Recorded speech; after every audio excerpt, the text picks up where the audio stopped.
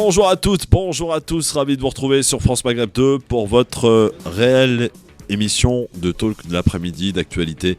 Méfiez-vous des imitations, ici l'original, ça s'appelle le Grand Forum et c'est tous les jours de 16h à 18h sur une seule radio, France Maghreb 2. Ravi de vous retrouver pour ce lundi et pour cette nouvelle semaine.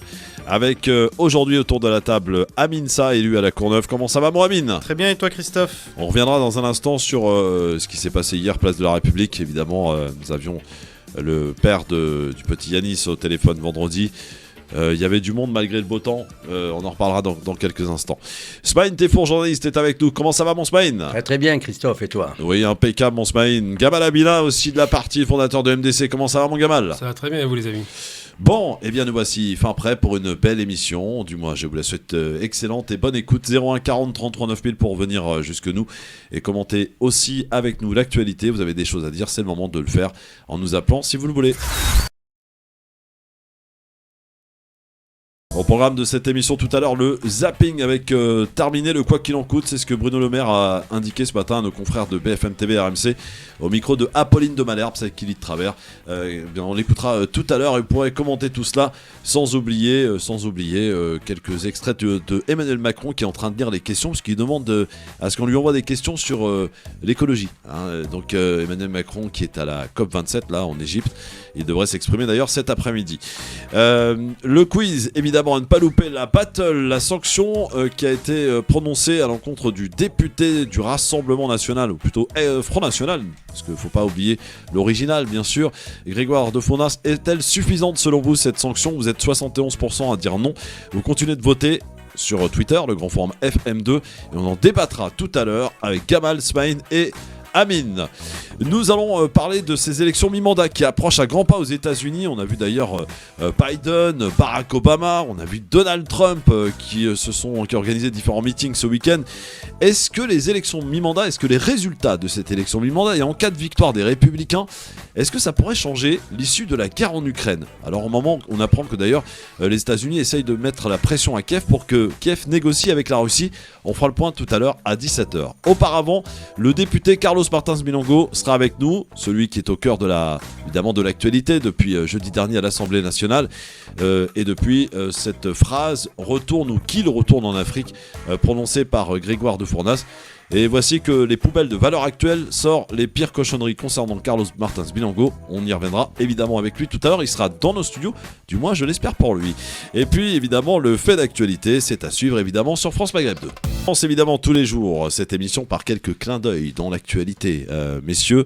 Tiens, et on va commencer par 1985. C'est Yasser Arafat qui fait une déclaration et qui déclare au Caire en Égypte, il condamne toute forme de terrorisme. Est-ce que Gamal Abila, tu te souviens de cette déclaration de Yasser Arafat en 1985 prononcée au Caire ? Tout à fait, il l'a fait en anglais d'ailleurs, c'était très amusant. Il disait I condemn every form of terrorism. Il utilisait terrorisme, je crois, c'est ça le propos. Donc avec son accent Yasser Arafatien. Mais oui, c'était une façon de se détacher des actions violentes qui étaient conduites à ce moment-là. Il y avait pas mal d'attentats.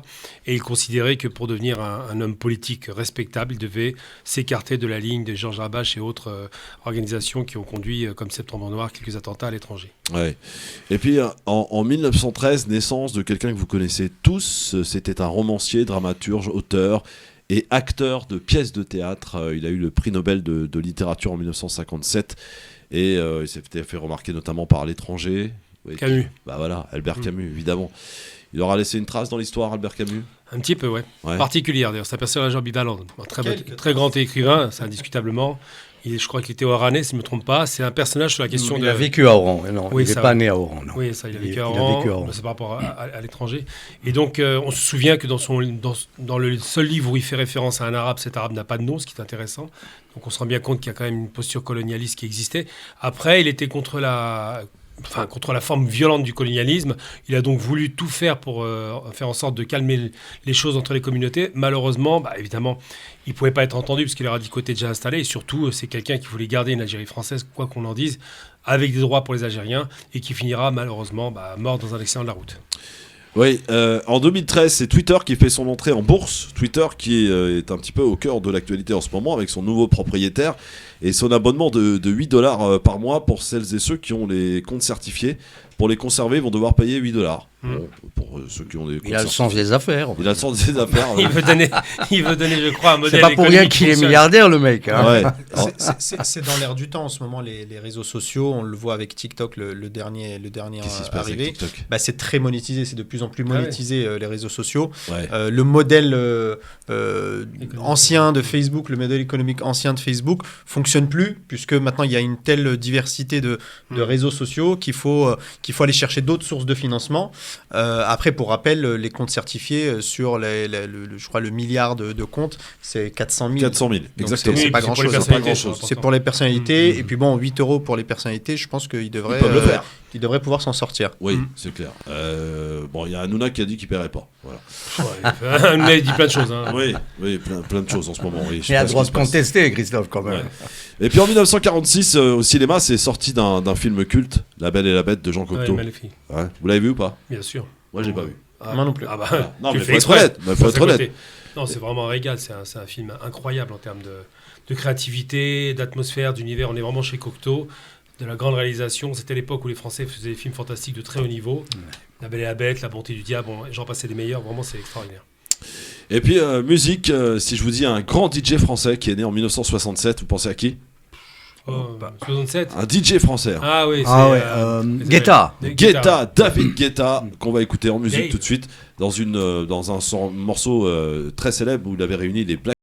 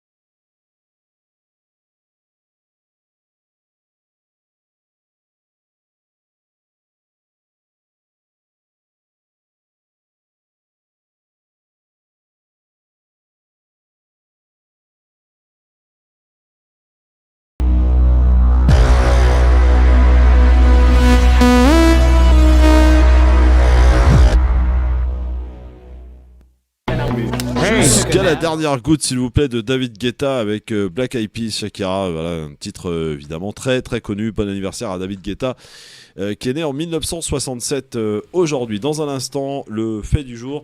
Alors, plusieurs faits du jour. D'abord, on ira à Sartrouville. Vous vous souvenez, on avait révélé d'ailleurs cette affaire sur France Maghreb 2. Un club de foot, je ne sais pas si vous êtes au courant, une association à qui on a retiré du jour au lendemain les locaux pour les mettre dans un endroit absolument scandaleux. Voilà, on les a retirés complètement de la ville. Ils étaient installés là depuis plus de 40 ans. Et Sofiane Garbaoui, chroniqueur du LGF, a rencontré l'ancien président du club, qui nous donnera un peu sa réaction, puisqu'il y a eu une manifestation ce week-end, justement. Et puis, on parlera de ce qui s'est passé place de la République, évidemment.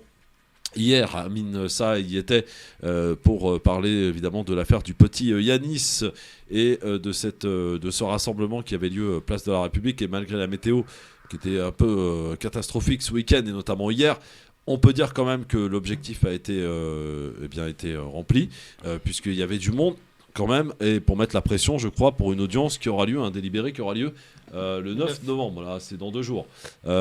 Donc mercredi, absolument.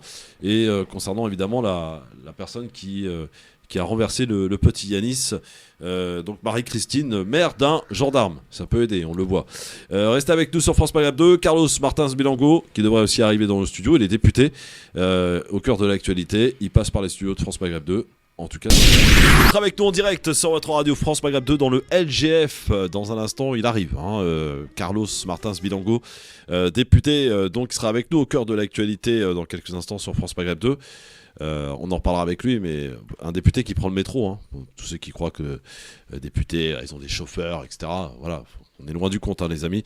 Voilà, il nous racontera lui-même un petit peu son expérience dans le métro depuis son passage à l'Assemblée nationale, remarqué et remarquable pour le coup, mais ça devient compliqué dans ce pays quand même quand on est d'une couleur différente. Gamal Abina, Smaïn Tefour, Amine Sa sont avec nous. Amine d'abord, pour parler de ce qui s'est passé hier, place de la République, 14h30. C'était le rendez-vous qui était donné à l'invitation des organisateurs et du papa du petit Yanis, concernant l'affaire du petit Yanis qu'on a évoqué vendredi sur cette antenne avec le papa que nous avions au téléphone, très abattu, très remonté, et on peut le comprendre d'ailleurs. Est-ce que le pari a été rempli? Est-ce qu'il y avait du monde? Est-ce que malgré la météo, il y avait une mobilisation importante? Alors de mon point de vue, oui, c'était une véritable réussite, surtout, tu viens de le dire, compte tenu de la météo. Et puis au départ, surtout ce qu'il faut rappeler, c'est que ce rassemblement, il a été initié par un mouvement assez spontané qui a démarré sur les réseaux sociaux, qui a eu quelques petits retentissements dans les médias, mais surtout des médias bienveillants comme ici à France Maghreb 2. Mais voilà, c'est vraiment quelque chose qui a été initié par un comité de citoyens qui se sont sentis concernés par cette affaire, qui refusent l'injustice et qui ont voulu défendre la justice et la dignité. Et je trouve que c'était plutôt une réussite quand on n'est pas aidé par les médias, etc. Et je crois que le message qu'on a voulu exprimer place de la République a pu être exprimé. Reste à voir maintenant qu'est-ce que sera le résultat de ce délibéré le 9 novembre prochain, donc mercredi. Moi, j'avais d'ailleurs souhaité, et peut-être qu'on en parlera avec le député qui va arriver, c'est qu'il y a une interpellation lors des questions au gouvernement de M. Moretti pour... alors, évidemment, on connaît tous la séparation entre l'exécutif et le pouvoir judiciaire, mais je crois qu'il y a là quand même quelque chose d'assez aberrant dans la manière dont les choses ont été conduites. On a déjà eu l'occasion d'y revenir très longuement, mais je crois qu'il faut maintenant que le pouvoir politique interpelle peut-être la justice pour demander est-ce que... alors, le papa, c'est ce qu'il dit depuis le départ, il souhaite un complément d'enquête pour que les zones d'ombre qui persistent aujourd'hui autour de ce drame puissent être levées durablement. Smaïn, tu as suivi cette affaire?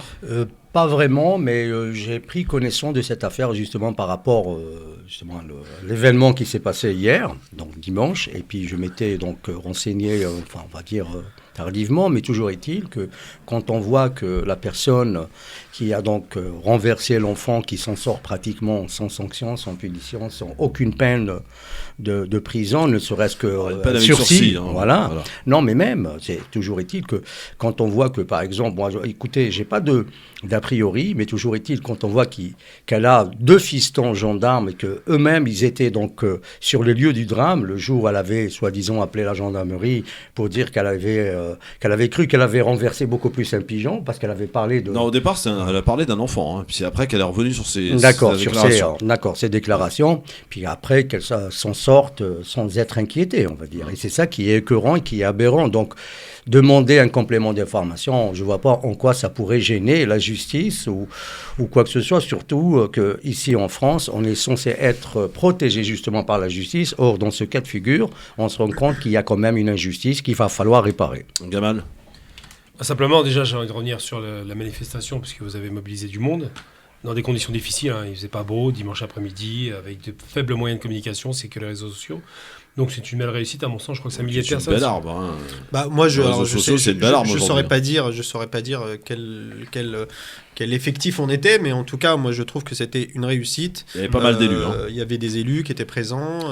Il y avait un engouement, en tout cas. Tout le monde se sentait concerné. Il y avait des gens qui connaissaient pas l'affaire et puis qui se sont arrêtés pour nous demander de quoi il s'agit, etc. Et je pense que c'était aussi ça l'objectif. Absolument. D'être sur une place aussi importante comme la place de la République, avec tout ce que ça représente en termes de symboles. Et donc c'est pour ça que je dis avec de moyens faibles, parce que c'est une affaire qui est récente, en plus c'est pas vieux, il faut le temps de faire monter, c'est une question de police encore une fois, dès qu'il s'agit de la police pour mobiliser, c'est compliqué, parce qu'il y a toujours la peur de se dire que peut-être qu'il ne se passera rien, mais j'ai envie de dire simplement, c'est qu'il faut rappeler quand même que c'est un enfant qui a été écrasé dans des conditions atroces, qu'effectivement l'enquête a été menée de façon extrêmement orientée, puisque un des fils, je crois... Très à décharge déjà, donc déjà c'est une enquête à décharge, ça commence mal, normalement on commence par une enquête à décharge, expéditive. Puis à décharge.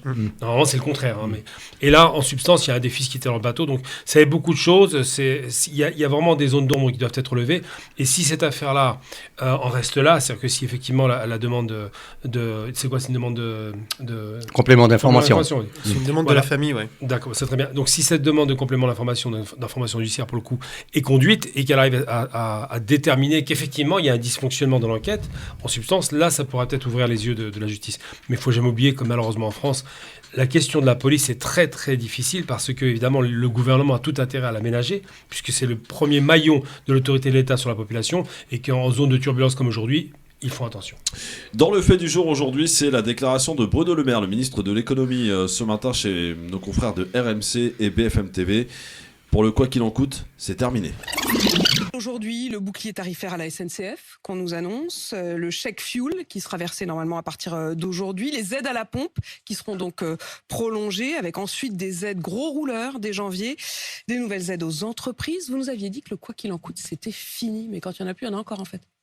Non, je vous le confirme, le quoi qu'il en coûte est fini et nous allons vers des aides qui seront plus ciblées, c'est-à-dire qui toucheront les personnes qui en ont le plus besoin, les ménages qui sont le plus touchés par l'inflation, les prix alimentaires, les prix de l'énergie, les prix des carburants, et les entreprises qui sont réellement le plus touchées par l'augmentation du prix des matières premières. Les aides aux entreprises, elles sont ciblées.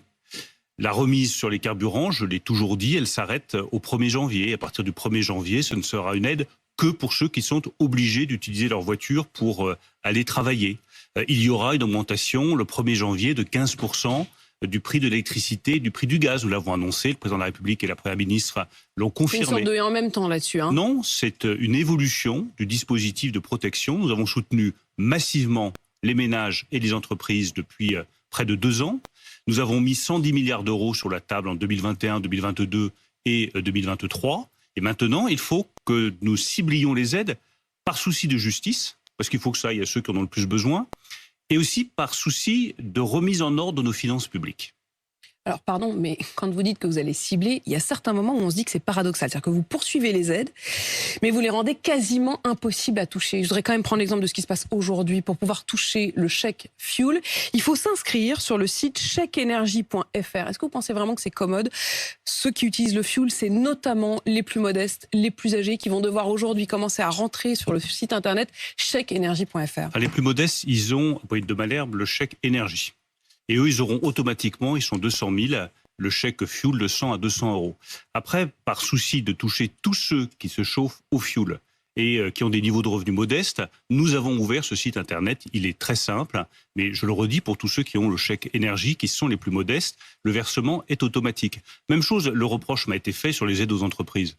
Moi, quand on me fait des reproches ou des critiques, je les écoute et je corrige. Je me souviens particulièrement, vous étiez venu annoncer ici oui, bien sûr. un système dont on sentait que vous-même, vous saviez que c'était quand même compliqué. C'est et puis pas finalement, facile. un mois après, vous avez revu la ça copie. n'est jamais facile quand on a un phénomène nouveau qu'est l'inflation, des aides à apporter qui doivent aller à ceux qui en ont réellement besoin, de trouver les meilleurs dispositifs. Vous aurez, à partir de la mi-novembre, une possibilité de guichet pour les entreprises qui en ont besoin, qui sera extrêmement simple et qui a été construit avec les PME, avec les très petites entreprises, avec les acteurs de terrain, pour être sûr que ce soit pas trop compliqué à remplir et que toutes les entreprises qui ont besoin d'une aide pour payer leur facture d'électricité ou leur facture de gaz pourront réellement et rapidement les toucher.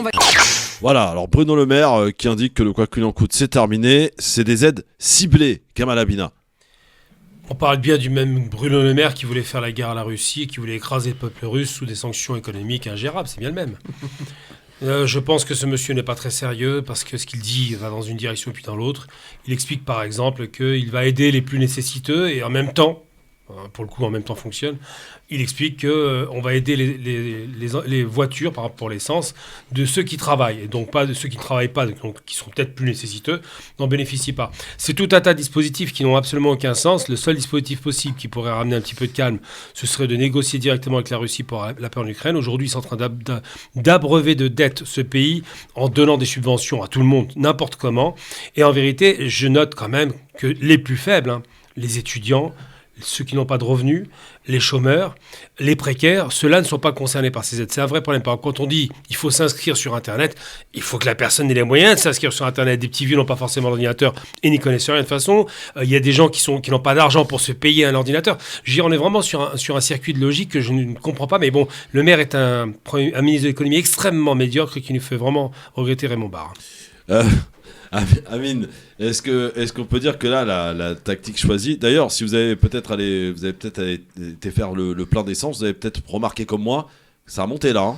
C'est logique. Ça y est, les aides, on commence à diminuer là. C'est le cas de le dire, Christophe. Oui, Ismaël. Oui, tout à fait. Et puis on se rend compte quand on va à la pompe, dernièrement, il y a 2 jours, je crois, que j'avais fait le plein.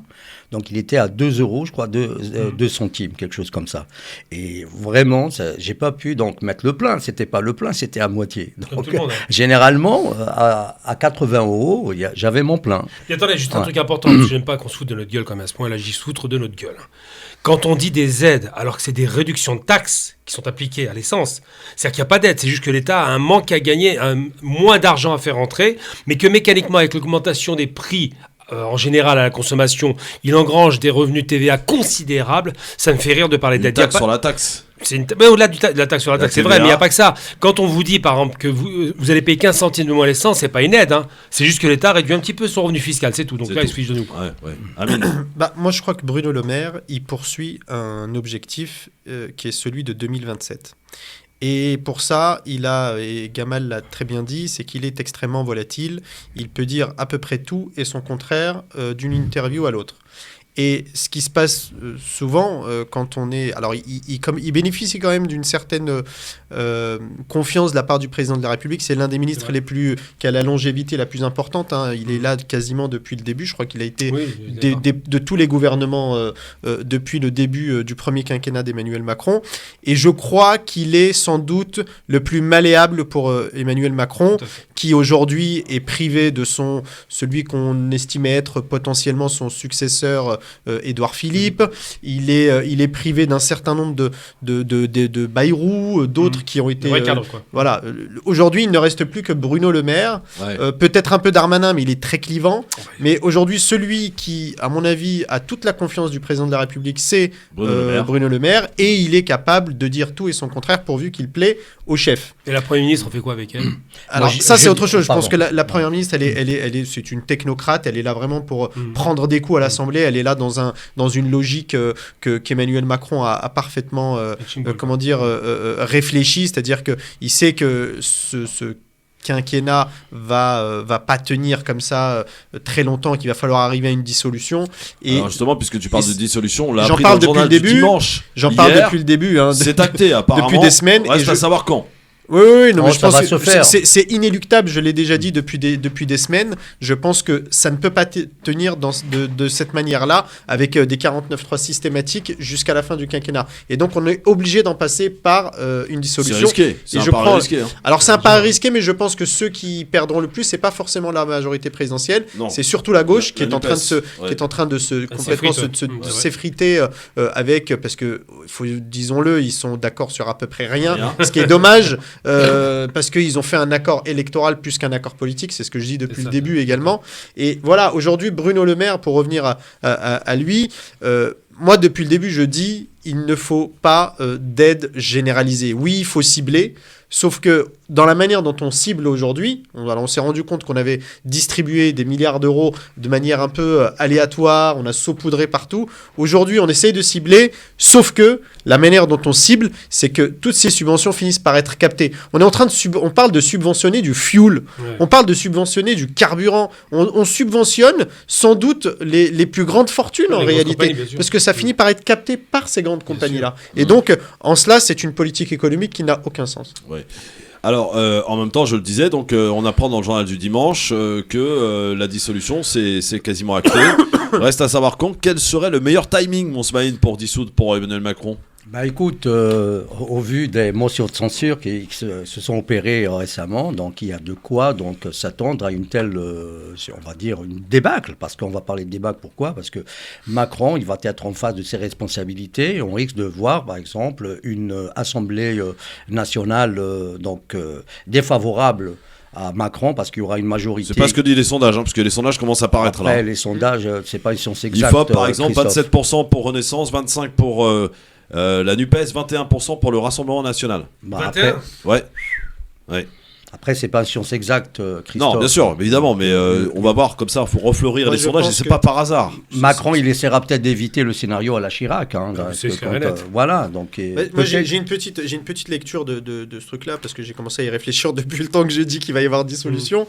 Je pense que le meilleur timing pour lui, ce serait avant l'été. Voilà, donc, ce serait courant mai-juin. D'abord parce qu'il y a des sénatoriales qui arrivent juste après, au mois de septembre, et donc il ne faut pas que ça se chevauche, ni que ça se neutralise. Et je crois que là, il est en train de jouer une carte majeure. Il est en train à la fois de diviser la NUPS. On l'a vu depuis d'ailleurs l'affaire. Elle se divise toute seule. Elle se divise toute seule, mais il lui donne un petit coup de main. Je ne sais pas si vous avez entendu Véran qui disait il faut maintenant que la NUPS arrête de s'acoquiner avec le Rassemblement national, car elle a vu ce que c'était que le Rassemblement national. Ouais. Ça, c'est pour une fois encore remettre une pièce dans la machine. Il est en train également d'absorber un certain nombre de républicains qui sont complètement pris en étau. Et donc je pense que si, moi je crois parfaitement à ces sondages, je pense qu'ils sont plutôt réalistes de la situation. Si on arrive avec une nouvelle élection législative à un Rassemblement national qui sans doute sera renforcé, je pense autour d'une centaine de députés, vous allez avoir les républicains qui vont complètement s'effondrer, ceux qui se maintiendront finiront dans la majorité présidentielle, et il y en a plein qui attendent d'ailleurs, la NUPS qui, elle, va continuer de s'effriter malheureusement, et sans doute avec un compartimentage, je ne sais pas si je peux dire ça comme ça, de son intergroupe, et donc avec une majorité finalement qui sera peut-être pas très large, mais qui permettra à Emmanuel Macron de finir son mandat dans des conditions plus favorables sans doute. Les LR, on attend d'ailleurs l'issue de la présidence des LR, c'est fin novembre je crois, au début décembre, les élections, et voilà, selon celui qui sera vainqueur, je pense à Ciotti par exemple, est-ce qu'on peut dire que ce sera la fin du parti, clairement, Gamal ? Non, ce ne sera pas la fin du parti, mais ce sera vraiment le début de la fin, on dira. Il va juste agir comme on s'en l'habitude, en faisant n'importe quoi, en s'extrême droitisant et en perdant une base électorale. Par contre, non, parce que j'ai beaucoup Est-ce qu'on peut aller ouvrir à notre ami le député là, qui attend, et au vu de ce qu'il subit en ce moment, peut-être pas bon de le laisser dehors trop longtemps. Bon, en tout cas voilà, on va en reparler, ne bougez pas les amis, avec Carlos Martins Bilongo qui arrive, le député, au cœur de l'actualité sur France Maghreb 2, avec nous dans un instant. Merci d'être avec nous en direct sur votre radio France Maghreb 2 dans le LGF, le grand forum. Il est avec nous, à mes côtés, donc Gamal Abina, Aminsa, Smaïd Tefour et monsieur le député Carlos Martins Bilongo, qui était venu durant la campagne. Bonjour Carlos, comment ça va monsieur le député ? Bonjour, ça va très bien et vous, merci pour l'accueil, merci pour l'invitation. Carlos, j'étais fâché après toi. Oui, je sais, pour la semaine dernière. Je sais, oui, mais tu m'as fâché l'autre fois. Déjà, c'était très compliqué de me rendre disponible la dernière fois, et j'avais eu notre ami Philippe Et moi, j'étais sur Amiens, sur un événement sur Amiens. Et en fait, l'événement a duré trop de temps et vous m'avez beaucoup appelé. Et après, j'ai rappelé à 17h, mais c'était trop tard. Je t'ai beaucoup appelé, oui. Ouais, ouais. Je suis désolé. Bon, c'est vrai, t'es pardonné, mon Carlos. Alors, bienvenue à toi. Je suis là aujourd'hui. T'es là. Et aujourd'hui, j'ai eu peur. Hein. C'est encore mieux que la semaine dernière. Ah oui. Ah bah là, t'es au cœur de l'actualité, mon Carlos. On parle que de toi. Qu'est-ce qui s'est passé? Première intervention à l'Assemblée nationale et ça y est, ça commence. Première question au gouvernement. Oui. J'ai déjà intervenu sur des amendements. Oui, bah oui. Première question au gouvernement. J'ai pas parlé à beaucoup de médias, donc là je suis chez vous, c'est bien, je suis content d'être chez vous, ça fait plaisir. Ouais. Ça change un peu des autres médias parce que depuis tout ce week-end et quelques jours, je sais pas, on me dresse un CV sans que j'ai le droit de réponse. Oui, juste ça. Sur le temps de parole. C'est le déferlement. Déferlement de haine. Bah alors, de toute façon, Carlos, ne t'inquiète pas, tout ce qui vient de valeur actuelle, c'est la poubelle. Hein, oui, c'est un cadeau. Il n'y a pas que. Hein. Voilà. Donc, non, mais là, pour le coup, aujourd'hui, on a ressorti une salve encore de saloperies te concernant des amitiés que tu aurais eues dans le passé avec un certain Nabil qui aurait appelé à brûler des magasins juifs à Sarcelles. Pupponi, hein, qui est au cœur aussi de la tempête. Hein, c'est lui le lanceur d'alerte. Ah, c'est lui qui lance l'alerte. Un nouveau lanceur d'alerte. T'as été soutenu par un mec d'une mosquée qui a été condamné pour apologie du terrorisme. Enfin voilà, c'est la totale. C'est la totale, Carlos. Mais c'est peut-être le prix à payer, non, de toute cette actualité aujourd'hui que tu subis malgré toi, j'ai envie de dire. Je sais pas, hein, je me fais insulter en plein hémicycle. Ouais. Et aujourd'hui, on cherche à justifier les propos racistes d'un député du Rassemblement National. Il faut savoir, le RN, qui sont-ils hein à la fondation, c'est l'OAS. OAS, SS, il y a du monde. Il faut savoir. Alors, pour ceux qui... Et ensuite, juste, je finis sur les propos où... Vas-y, je t'en prie. On insulte aujourd'hui des Français. Voilà, il y a une mosquée, des fidèles, un imam qui n'est même pas concerné par ces propos. C'est deux mosquées différentes. Et ils viennent rattacher des propos graves. Et en France, il y a des institutions, il y a un préfet. Et il faut vraiment que les institutions, les maires des communes, protègent leurs concitoyens. Parce que c'est moi, aujourd'hui, quand on passe à la savonneuse, mais on passe aussi des habitants et des concitoyens qui n'ont rien demandé. Est-ce que finalement, au travers de ce qui t'arrive, Carlos, est-ce qu'on peut dire aujourd'hui qu'il y a une banalisation des idées de ce qu'on appelle aujourd'hui le Rassemblement National, qu'il ne faut pas oublier d'appeler le Front National. Ouais. Est-ce que tu la constates, toi, dans la rue, dans le métro, la banalisation aujourd'hui, le racisme, c'est à ciel ouvert, cette parole est libérée? Il y a une justification. Ouais. Une banalisation et une justification. C'est encore plus grave. Ça fait 3 jours, j'étais en Algérien. Ouais. Ça m'a fait du bien. Ouais. Je remercie le peuple algérien pour l'accueil. Et on en parlera d'ailleurs de ce pourquoi tu étais en Algérie. C'est ce pourquoi d'ailleurs je t'avais invité l'autre fois. 3 jours, et je suis arrivé ce matin. Et j'ouvre mon téléphone, des acteurs politiques, des éditorialistes font des plateaux télé pour expliquer le propos de ce monsieur et ensuite pour faire de la diffamation sur mon nom. Donc je me fais insulter et c'est à double insulte. Ah oui, en effet. C'est à triple peine parce que derrière, ça active aussi des réseaux sociaux d'extrême droite qui viennent encore vous insulter et vous menacer. Je reçois des tonnes de mails et aujourd'hui c'est quoi en fait? Ça veut dire que Europe 1, CNews sont le bras armé de l'extrême droite. On se pose sur un plateau, on évoque les faits. T'as été chez Hanouna. Hanouna, c'est CNews, c'est la même chose. Hein. Oui, c'est la même chose, mais... C'est le même groupe, quoi, je veux dire. Je vais sur place, je me défends, plus ou moins. Je me défends comme je peux, plus ou moins, à chaud. En plus, ça arrivait le même jour. Ouais. Et je sais que moi, mon électorat, c'est un électorat jeune qui regarde tes PMP.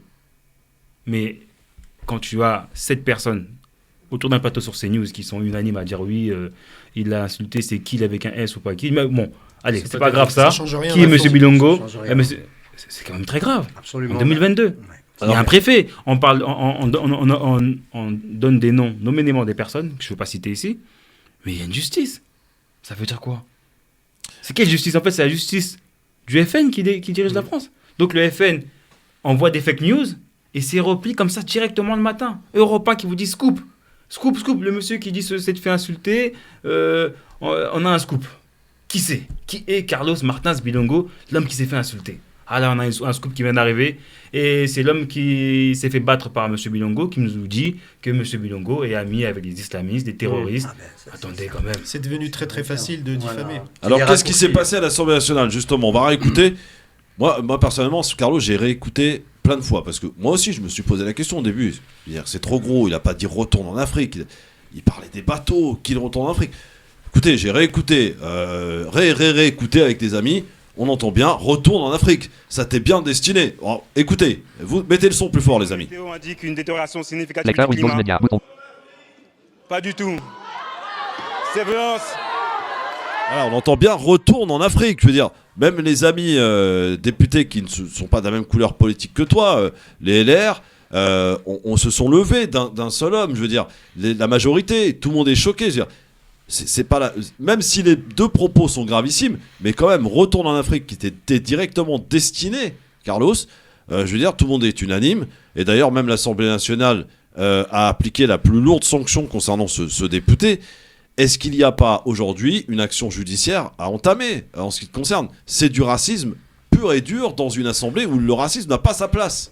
C'est ça, mais malheureusement, l'institution de l'Assemblée nationale, on est, nous, régis par un règlement. On a un règlement intérieur et ça se limite à ça, la sanction. Et je comprends tous les Français, et même au niveau international, il y a du monde qui m'appelle, et les gens sont déçus de la sanction, parce que ce n'est pas assez. Mais moi, en tant que parlementaire, je m'en satisfais parce que c'est la sanction maximale. Ouais. Il devrait mieux démissionner, ce bonhomme, comme par exemple Maxime Grémez, qui a démissionné à la suite des invectives et des insultes adressées à l'endroit de ses collègues. Et pourtant, ce n'était pas aussi grave par rapport à ce qui vous est arrivé. Personnellement, non, mais il a écrit une lettre à Carlos en disant que ça lui était pas destiné. C'est bien. Non, mais il n'a pas demandé des excuses à Carlos. Non, il a dit qu'il ne s'excuserait pas. Maintenant, on est beaucoup plus. Mais dans son courriel, dans son mail, au départ, il dit qu'il met qu'il au pluriel. Mais je suis désolé. C'est pathétique. Mais même si c'est au pluriel, ça change rien à la chose. Le Front National, on est en France. Ouais. Lisez-moi la phrase. Qu'il retourne en Afrique, quand c'est au pluriel. Ouais, c'est ça. Les Français correctement. Ouais. Et c'est ce qu'il m'envoie par mail au pluriel. Et ensuite, il se ravise. Il dit non, mais toi, c'était qu'il que le bateau à un moment donné. Et un monsieur, si pour eux, c'est totalement normal, pourquoi dès lors où Yann Braun privé dit qui a dit ça, la présidente de la qui a dit ça, oui. Dès lors, ils font la mue. Ils font la mue parce qu'ils savent que c'est un propos grave et ils savent qu'ils m'ont attaqué directement. Vous voyez ? Mais aujourd'hui, sur chaque plateau télé, on vient justifier et banaliser. C'est honteux.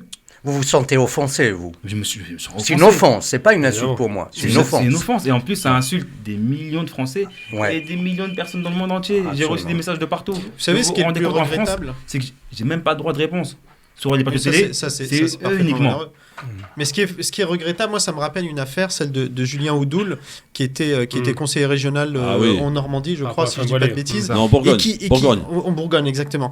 Et qui, quand même, avec cette sortie qu'il avait fait il y a quelques mois, l'a propulsé médiatiquement. C'est-à-dire qu'aujourd'hui, diffamé, injurié, et puis ça vous propulse médiatiquement. J'appelle ça la promotion par le crachat. Exactement. Et ce monsieur de Fournas, moi, j'ignorais son nom, il était inexistant. De toute façon, quand vous sortez, en dehors de Marine Le Pen et de quelques-uns de ses lieutenants, on connaît globalement aucun de ses députés. Et ce monsieur, tout le monde parle de lui. Maintenant, il a une tribune, il est invité, etc. C'est quand même juste scandaleux, quoi. Moi aussi, j'étais pas connu. Oui, c'est vrai. J'ai quand même fait des travaux. Absolument, et on va en parler d'ailleurs de tes travaux dans un instant. Fait des travaux. Non, mais pour le coup, vous êtes connu aujourd'hui parce que vous avez été victime de cette attaque raciste. Lui, c'est parce qu'il a proféré cette attaque raciste. Aujourd'hui, je sais même pas si je suis victime. Ils sont en train d'inverser les rôles. On inverse les rôles. Oui, c'est vrai. Carlos, je suis même pas au bureau, moi, de la sanction. On me reproche dans les mails, à cause de vous, il est sanctionné 2 semaines. Vous vous rendez compte ? Mais moi, je suis quand même très étonné parce que c'est en deçà de la sanction. Parce que si on non, devait, par rapport à la loi de l'Assemblée nationale, c'est la même lourde sanction. Je sais bien, par rapport au règlement intérieur de l'Assemblée nationale. C'est la deuxième fois que ça arrive. Je sais que c'est donc l'ultime sanction, mais pour moi, sur un plan moral, je trouve que c'est pas suffisant. Mais moi, j'ai envie de poser une question simple, c'est que là. Chaque fois qu'on a affaire au Front National, il faut l'appeler Front parce que c'est un front politique. C'est un front. C'est un front militaire, ce n'est pas un parti. Il faut arrêter. Le rassemblement ne rassemble que les racistes. Donc ça règle la question. Quand on a affaire au Front National, moi j'ai fait un débat il y a 10 ans contre Le Pen, j'ai eu des centaines d'attaques de la part des frontistes. C'était un débat en direct, elle ne savait pas qui j'étais. Je suis rentré dedans, elle n'a pas supporté. Et toute la racaille qui constitue cette organisation intervient. Là, il y a un raciste ouvert, un crétin congénital dont on ne veut même pas savoir quel est son passé. J'ai creusé un peu le passé du personnage, qui sort un propos. Quel que soit, il avec S, sans S, de toute façon, c'est raciste. Ouais. Voilà. Et surtout, aujourd'hui, on a quand même l'extrême droite. En Italie, mussolinienne, pardon du peu. On est à l'extrême droite, du côté de Viktor Orban, c'est en Hongrie, c'est-à-dire que ça monte. En Suède. Et là, on a une Assemblée nationale qui disait qu'elle était normalement républicaine, c'est bien ce qu'on dit, qui voit un homme insulté, trop lâche pour assumer son propos sur l'instant, et qui finit par dire quoi ? Qui finit par dire, mais je dis ils, eux, les autres noirs, pas lui. Alors, on revient dans un instant avec Carlos Martins Milongo, qui est avec nous sur France Maghreb 2. T'es parti quand même te reposer en Algérie, ça fait du bien. Enfin, pas te reposer. Il est retourné en Afrique. On y revient. Il est retourné en Afrique tout de même. On y revient dans un instant. Avec nous en direct dans le LGF sur France Maghreb 2. Et je suis ravi de recevoir Carlos Martins Milongo qui est avec nous. J'aurais aimé te recevoir, évidemment. D'ailleurs, c'était prévu te recevoir pour totalement autre chose, mais on va en parler quand même. Bon, là, t'es au cœur de l'actualité. Voilà, j'invite vraiment quelqu'un que je connais, j'ai déjà été à ses émissions, Cyril Hanouna, d'arrêter de se comporter de la sorte avec toi. J'ai trouvé indécent, et je le dis en tant que moi, Christophe Roux, j'ai trouvé indécent dans la manière dont il s'est exprimé. Il s'est adressé envers toi. T'as 31 ans, te prends pas la tête avec tout ça. T'as 31 ans, t'es député, voilà, il est député, oui. Il a battu monsieur François Pupponi, ce qui n'est pas n'importe qui. D'accord. Il a été élu par des concitoyens que monsieur Hanouna donc a voulu insulter en travers de minimiser les choses. Pardon, hein, mais je vais le dire tel que je le pense. Quand il s'agit des Noirs et des Arabes, ça passe crème. Quand c'est d'autres communautés ou d'autres personnes, là c'est la vendetta. Donc faut qu'on arrête un petit peu ce 2 poids 2 mesures. Ça commence à suffire et ça commence surtout à se voir. Et c'est très ennuyeux. Donc Carlos, aujourd'hui, est-ce que tu vas déposer une plainte collective contre tous ces salopards, tous ces vendeurs de haine qui t'ont sali dans les médias depuis le début de cette affaire? Carlos, est-ce que tu vas te défendre? Est-ce que tu vas mettre ça dans les mains de la justice? Bien sûr, j'ai rendez-vous avec mon conseil demain après-midi. Ouais. Et aujourd'hui, ça continue, donc ça n'arrête pas. Donc il va y avoir des dépôts de plainte. Très bien, ça c'est une bonne nouvelle. Alors si quelqu'un d'entre vous a une question là-dessus, avant qu'on passe à autre chose, parce que moi j'ai quand même envie de parler. Il faut d'abord nommer les choses. Ouais. Un raciste fasciste est un raciste fasciste. Bien sûr. Le crétin qu'il a insulté, non seulement mériterait, mais il a l'immunité parlementaire d'être poursuivi. Attention à la diffamation, Gabriel. Non, mais je le dis, crétin qu'il a insulté, je maintiens. Moi, je veux aucun problème avec l'extrême droite. Je leur parle dans les yeux, je les méprise. Quand je vois que Bardella, monsieur d'origine italienne et apparemment algérienne, d'après ce que j'ai entendu, nous sert l'extrême droite comme si c'était un parti normal. Quand je vois que cette crapule de Soral qui a une haine totale des Noirs, on se rappelle d'Alain Soral qui est sorti, a pu s'exprimer pendant quasiment 20 ans sans être inquiété. Quand je vois que maintenant un imbécile à l'Assemblée nationale ose parler comme ça, il ne pourra pas me poursuivre parce que c'est lui qui est en tort. Eh bien, il faut être clair aujourd'hui. Où on nomme les choses telles qu'elles sont. L'extrême droite a été fondée, et il faut le rappeler, par des anciens Waffen-SS, d'accord, par des anciens de la collaboration, ne jamais l'oublier, par les anciens pétainistes, évidemment, par les anciens de la guerre d'Algérie. Donc c'est un parti fondamentalement raciste. Et quand ce type, ça fait longtemps qu'on n'a pas entendu à propos de dire retourne dans ton pays, c'est ça le propos qu'on utilisait en 70 contre les Noirs et les Arabes, quand il le dit à l'Assemblée nationale et qu'il n'est pas inquiété, et pire encore, que la victime du propos raciste est inquiétée, et qu'il a fallu quand même une vague assez lente pour se rendre compte dans l'Assemblée tellement ils étaient médusés que le propos était ouvertement raciste, eh bien il faut nommer les choses. Cet homme est un raciste, un fasciste, et il mérite d'être poursuivi. Il ne sera pas poursuivi avant la fin de son mandat, c'est vrai, peut-être que la fin interviendra avant, hein, qui sait, avec la dissolution, mais il n'en demeure pas moins qu'aujourd'hui il faut être solidaire des victimes. On est en train de salir ce monsieur qui est une victime d'un raciste, et on ne s'interroge pas sur ce qu'est le raciste qui a eu des propos à l'époque très tendancieux, je ne reviendrai pas dessus, vous les retrouvez sur internet. Carlos, aujourd'hui, est-ce qu'on peut dire là, avec tout ce qui se passe te concernant, en cas de dissolution, la LFI peut pas faire autrement que de t'investir directement là pour le coup? C'est clair. Hein, Carlos, on est d'accord? Non, mais de toute façon, la question ne se pose même pas. On n'est pas sur ce champ-là. Ouais. Mais il a bossé, je pense. Il n'y a pas de souci là-dessus. Non, mais vous avez bossé pour y être. Non, le groupe me soutient. Voilà. Donc il n'y a pas de souci là-dessus. Bon, en tout cas... Juste si je peux me permettre, Christophe, surtout, moi, évidemment, Gamal l'a dit et il a raison de le rappeler, aujourd'hui la victime c'est Carlos. Voilà, c'est ça. Personne d'autre. Ça, c'est la première chose. Il ne faut pas inverser les rôles. Ouais. Je voudrais juste quand même rappeler pourquoi on en est arrivé là, à ce niveau de banalisation, à cette décomplexion finalement du racisme.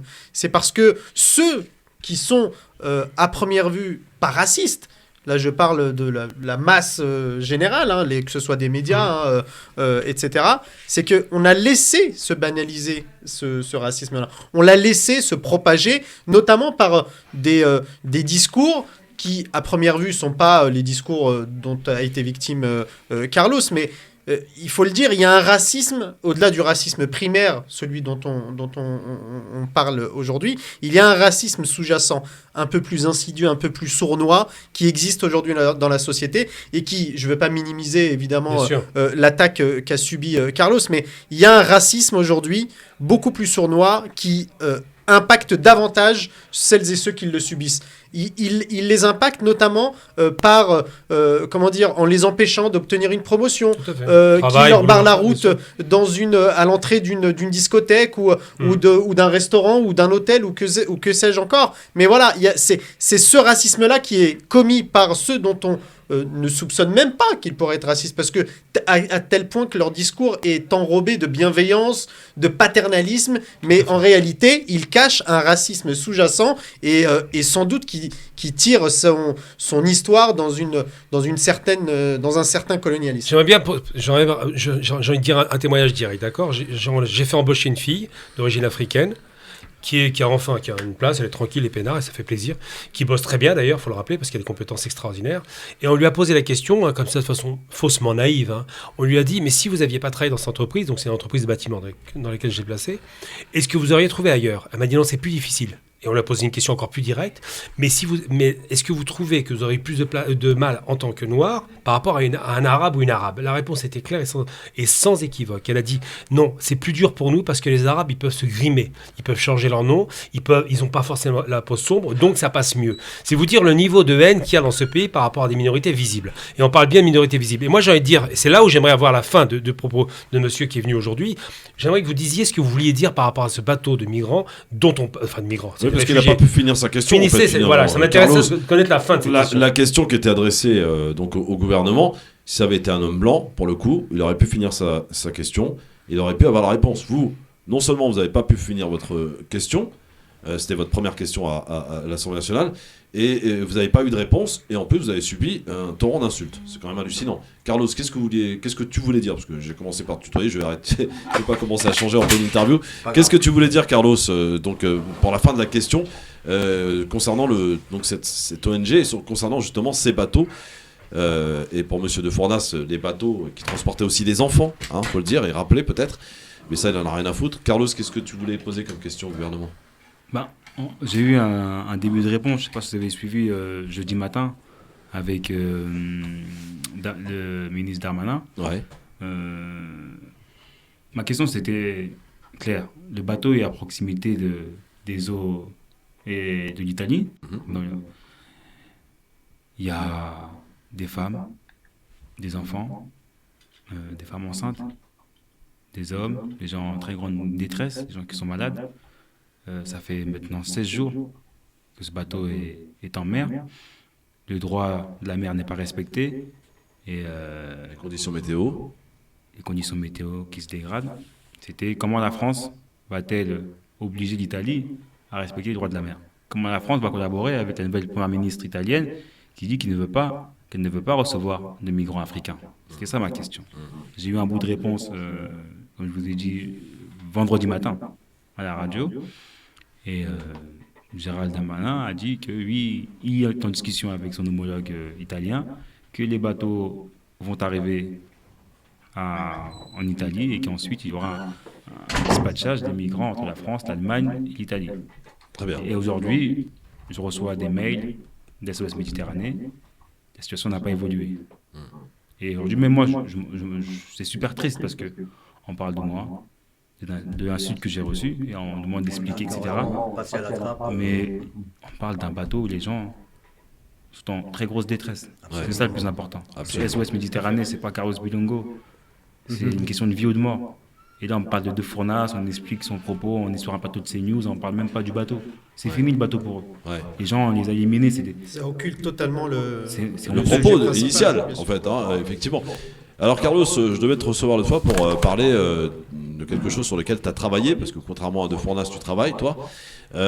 Et tu travailles donc sur l'affaire des crânes qui ont été restitués à l'Algérie par la France, sauf qu'il y a souci concernant ces crânes. Et tu es parti en Algérie. Quoi faire là-bas ? Souci, non. Il y a souci, apparemment, d'après la presse américaine qui a révélé cette affaire, que quelques-uns des crânes n'étaient pas des crânes de combattants algériens, voire même pire, ça serait même des crânes de combattants français. Ça c'est pas l'objet voilà. c'est pas l'objet de mon séjour. C'est la polémique aussi qui a été révélée par la presse américaine. C'est pas l'objet de mon séjour. Oui. Alors c'était quoi l'objet de ton séjour? Moi c'est déjà une visite de courtoisie pour pouvoir avoir plus d'informations sur la proposition de loi que j'ai déjà déposée, qui concerne les crânes algériens qui sont au musée de l'homme à Paris. Il y a eu une restitution temporaire de 5 ans de 24 crânes. Ouais. Donc c'était important pour moi d'aller au cimetière Al-Elia, au Carré des Martyrs, pour aller voir où se trouvaient les sépultures des 24 crânes qui ont été restitués temporairement. Temporairement, oui. Voilà. Donc j'ai vu qu'ils ont des tombes, etc. J'ai informé moi, mes homologues avec qui j'ai échangé que c'était une restitution temporaire, comme le stipule ma proposition de loi, et qu'on devrait aller, la France, en tant que nous, les parlementaires au Sénat et à l'Assemblée nationale, pouvoir légiférer, donner un cadre pour pouvoir faire une restitution définitive des crânes algériens et des crânes restant aussi toujours au musée. Voilà. Il y a eu une restitution de 24, il en reste toujours au musée de l'homme. Voilà, c'est ça l'objet. Et ça, c'est Carlos Martins Belango qui est à l'origine de ce... Je l'en félicite largement et c'est une question qui nous intéresse, que je suis d'origine algérienne, effectivement. Je vous félicite, franchement.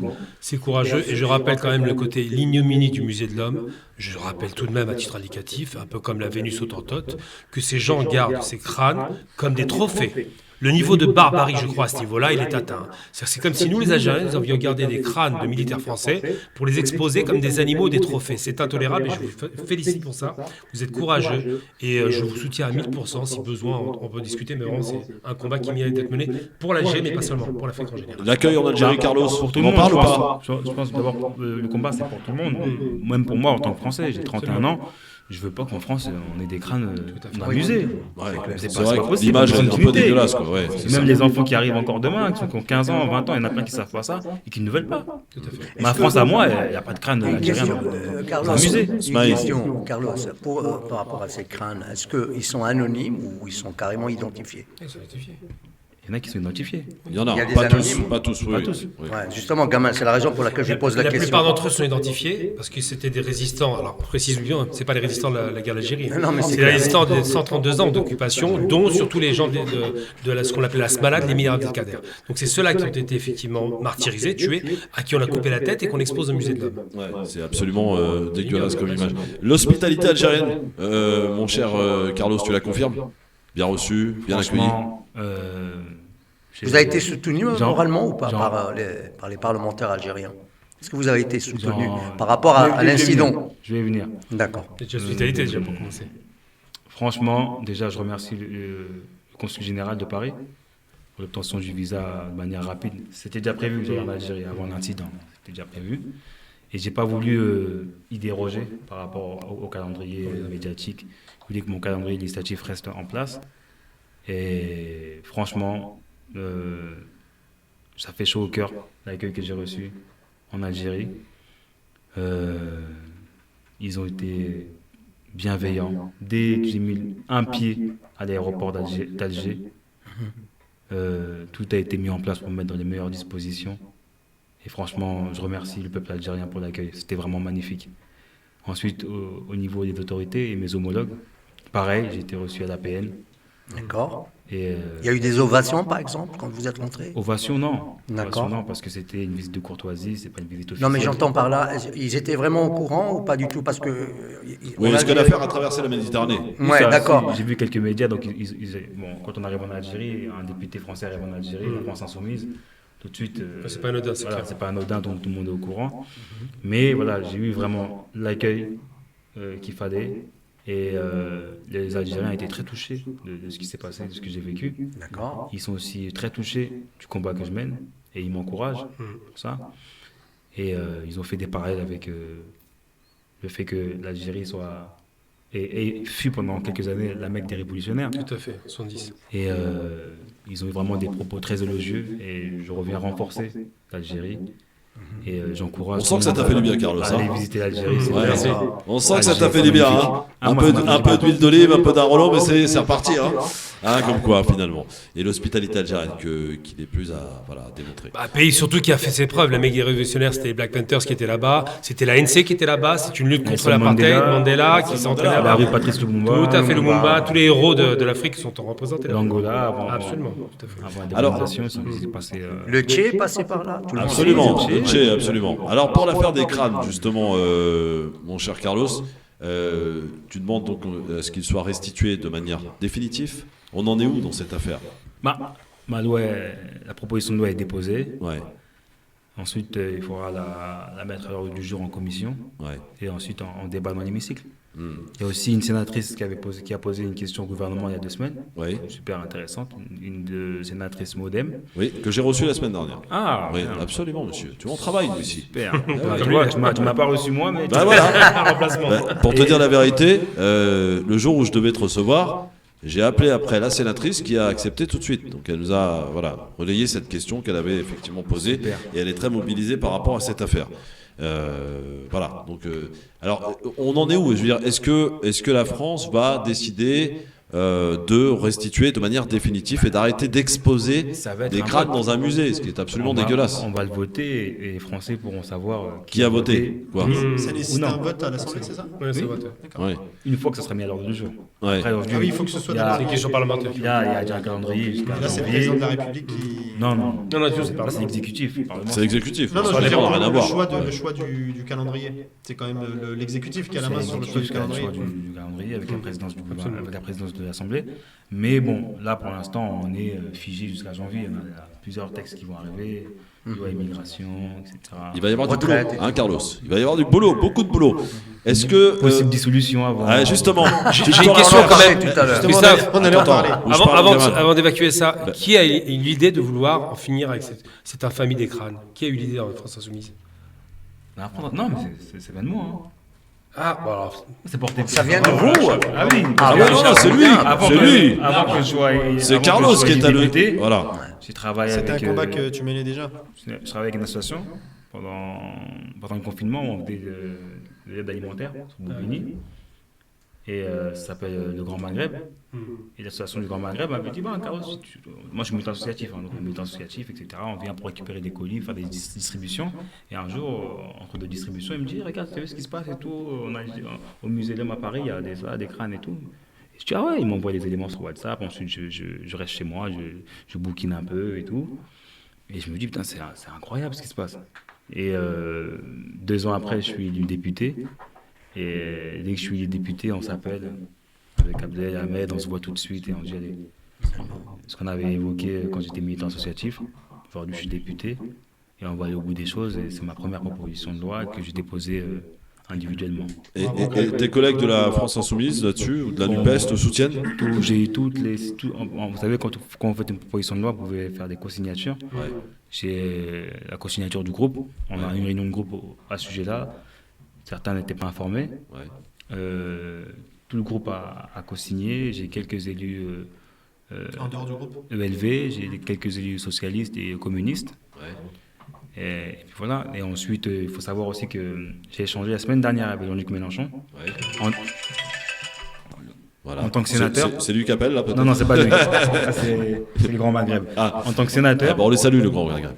En tant que sénateur, il avait déjà évoqué cette question-là quand il était sénateur en Essonne, des crânes algériens. Et donc lui m'a dit c'est magnifique l'histoire. C'est que en tant que sénateur, plus jeune sénateur de France, j'avais déjà évoqué les crânes algériens. Et aujourd'hui, quelques années après, c'est un des plus jeunes députés de mon équipe qui fait le relais. Une grande symbolique. Et même pour les Algériens. Ça ne devrait pas poser problème. Pourquoi? Parce que déjà, il y a une politique française. La France est engagée, donc pratiquement à apaiser les relations un peu tendues entre l'Algérie et la France. Et je pense que vous n'aurez pas beaucoup de difficultés. Non, ça va se faire. Ça va se faire parce que ça rentre dans le cadre de l'apaisement. Non, ça rentre dans le cadre de l'apaisement des relations franco-algériennes. Vous allez voir que ça va se faire. Oui, le timing est bon. Oui, mais la question que je pose, le timing est bon. Moi, ce qui me choque, c'est comment on peut donner au compte-gouttes une chose qui aurait dû être réglée une fois pour toutes. Bien sûr. On ne connaît pas les dessous de cette histoire. Ouais. Peut-être que Carlos, connaît plus ou moins peu les dessous. Mais parce que là, on est en train de marchander un peu avec l'Algérie. Parce qu'on est en train de marchander quelque part, mais toujours est-il que ça va se faire. Il faut pas être pessimiste, je pense. Ça va se faire. Et Carlos viendra nous raconter. Carlos, là, donner la victoire, bonne idée. j'espère. À l'issue de son travail. Carlos, est-ce que tu redoutes une nouvelle question au gouvernement ou pas? Aujourd'hui, dans quel état d'esprit tu es? Tu as fait ta première question au gouvernement, on sait ce qui s'est passé. Est-ce que tu redoutes la prochaine? Je ne sais pas, je redoute oui, parce que aujourd'hui le bateau est toujours en mer, est bloqué. C'est ça le plus grave. Donc ça me désole en fait. C'est clair. Il faudrait revenir à la charge. Il faut pas être intimidé par qui que ce soit. Parce que le Front National, moi je l'appelle toujours Front National. Pour moi, c'est un parti paria qui veut se donner une image respectable de républicain, ce qui n'est pas le cas. On l'a vu avec ce soi-disant député de la nation qui ne respecte pas son collègue parce qu'il est différent physiquement ou d'origine, on va dire. Mais toujours est-il qu'ils n'ont pas leur place dans l'enceinte de l'Assemblée nationale, même s'ils ont été élus. Mais il est tellement haineux, le mec, qu'il était incapable de se contenir. Il a éructé comme un sauvage. S'il avait un peu de dignité, il démissionnerait. Mais moi, c'est un peu de dignité. Ce que je disais tout à l'heure, c'est qu'il y a aussi cette recherche du buzz qui pousse à faire ce genre de choses. Peut-être que c'était impulsif, je suis pas du tout sûr. Mais il y a aussi une manière, c'est sorti naturellement, une manière permanente là de rechercher le buzz par tous les moyens. Et s'il avait voulu, il l'aurait revendiqué. Non, c'est dans les gènes, du Front National. Le Front National a été créé sur la base d'un sentiment raciste. Il faut jamais l'oublier. Même si on impute la création du Front National à François Mitterrand pour des calculs politiques, mais c'est une réalité française. Il ne faut pas le nier. C'est une réalité française. Il y a une frange de la société française qui n'accepte pas l'évolution de ce monde. La France a évolué, le monde a évolué. On n'arrive pas donc à assumer ce changement qui est là. Mais je crois pas que ce soit autre chose qu'une réaction. Il a irrité. S'il avait assumé, s'il avait voulu son buzz, il aurait revendiqué. De manière générale, je suis d'accord avec toi. En général, c'est un sentiment ancré. Un vrai raciste, quand il parle, quand on dit retourne dans ton pays, oui, il y a des relents. C'est un relent immédiat. Voilà. On sent bien qu'après il se cache. Alors, on a Carlos qui est avec nous, ça vous dérange pas? Ah oui, pardon, Carlos. Tu sais, les mecs, ils sont en train de débattre tranquille. Il y a Carlos qui est là. Il est sage, il est député de la République, lui au moins. D'ailleurs, vous l'aviez vu quand il a parlé? Vous l'avez pas vu? Quoi, on l'a pas vu? Si, mais je sais pas c'est lequel. Je cherche un peu, je regarde pour savoir. Ah, mais vous n'avez pas vu? Oui, j'ai vu. Il vous a pris on va dire. Il a activé. Voilà, il vous a pris vraiment par surprise parce que vous posiez la question. Puis à un moment donné, vous avez dit non. Je crois que vous avez dit non. Non, c'est pas du tout ça. Il a dit pas du tout. Voilà, vous avez dit pas du tout. Christophe, si je peux me permettre juste. En plus, il a été lâche, il s'est caché derrière ses collègues pour vous invectiver. C'est ça. Et après, parce qu'il a été acculé donc carrément à se dénoncer. Et puis on voit bien aussi que le Front National, ses collègues, ne vous ont pas soutenu. À ma connaissance, il n'y en a aucun des membres. Pardon ? Qui l'a pas soutenu? Aucun Front National, mais c'est logique. Personne n'a demandé des excuses, par exemple, à Carlos. C'est ça, Carlos? Ils peuvent pas demander, c'est grossier là quand même. Non, parce que si c'est individuel, comme ils le disent. Mais même collectif, c'est raciste. On parle d'un acte individuel. Oui, mais c'est raciste dans tout cas. Non, mais c'est vrai, on parle d'un acte individuel. Mais pour moi, c'est un acte collectif. Pourquoi? Parce que les députés du Front National ont soutenu leurs collègues en sortant lors du vote de l'Assemblée nationale. Hein, Carlos, je ne me trompe pas. Voilà. Si je peux me permettre, Christophe, très brièvement, moi, on s'est déjà croisé avec Carlos, mais on n'a jamais eu l'occasion comme ça de discuter. Et on voit bien qu'il est quand même un élu un peu différent. C'est-à-dire dans la manière d'amener les choses, dans la manière de défendre. Tu l'as dit, au milieu associatif, etc. Et on manque aujourd'hui, dans la classe politique, de gens comme ça, en fait. Et moi, je veux dire aux auditeurs qui nous écoutent, qui sont aussi potentiellement des électeurs, élisez des gens comme ça, des gens qui sont... Des gens qui nous ressemblent. Qui nous ressemblent d'une part, mais surtout qui vivent le quotidien que vous vivez. C'est ça qui est important. Aujourd'hui, on a quand même tout un tas de professionnels de la politique qui se sont emparés de tous les sièges, de tous les titres, et qui aujourd'hui font tous la même chose, peu importe leur camp, bien souvent. Et le fait d'avoir un député un peu différent dans la manière de faire de la politique, j'entends, c'est, je pense, une valeur supplémentaire pour la démocratie et pour la République. Et en plus de dire à Carlos retourne en Afrique alors qu'il n'y est même pas né, franchement.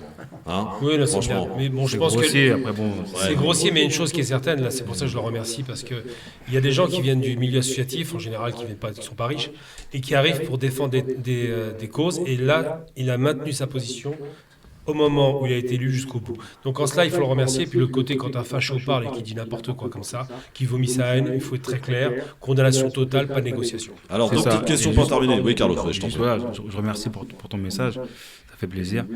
Et voilà, quand on est un acteur politique différent, on se fait attaquer, on se fait taper dessus. Ça gêne. Aujourd'hui, il y a une grosse cabale.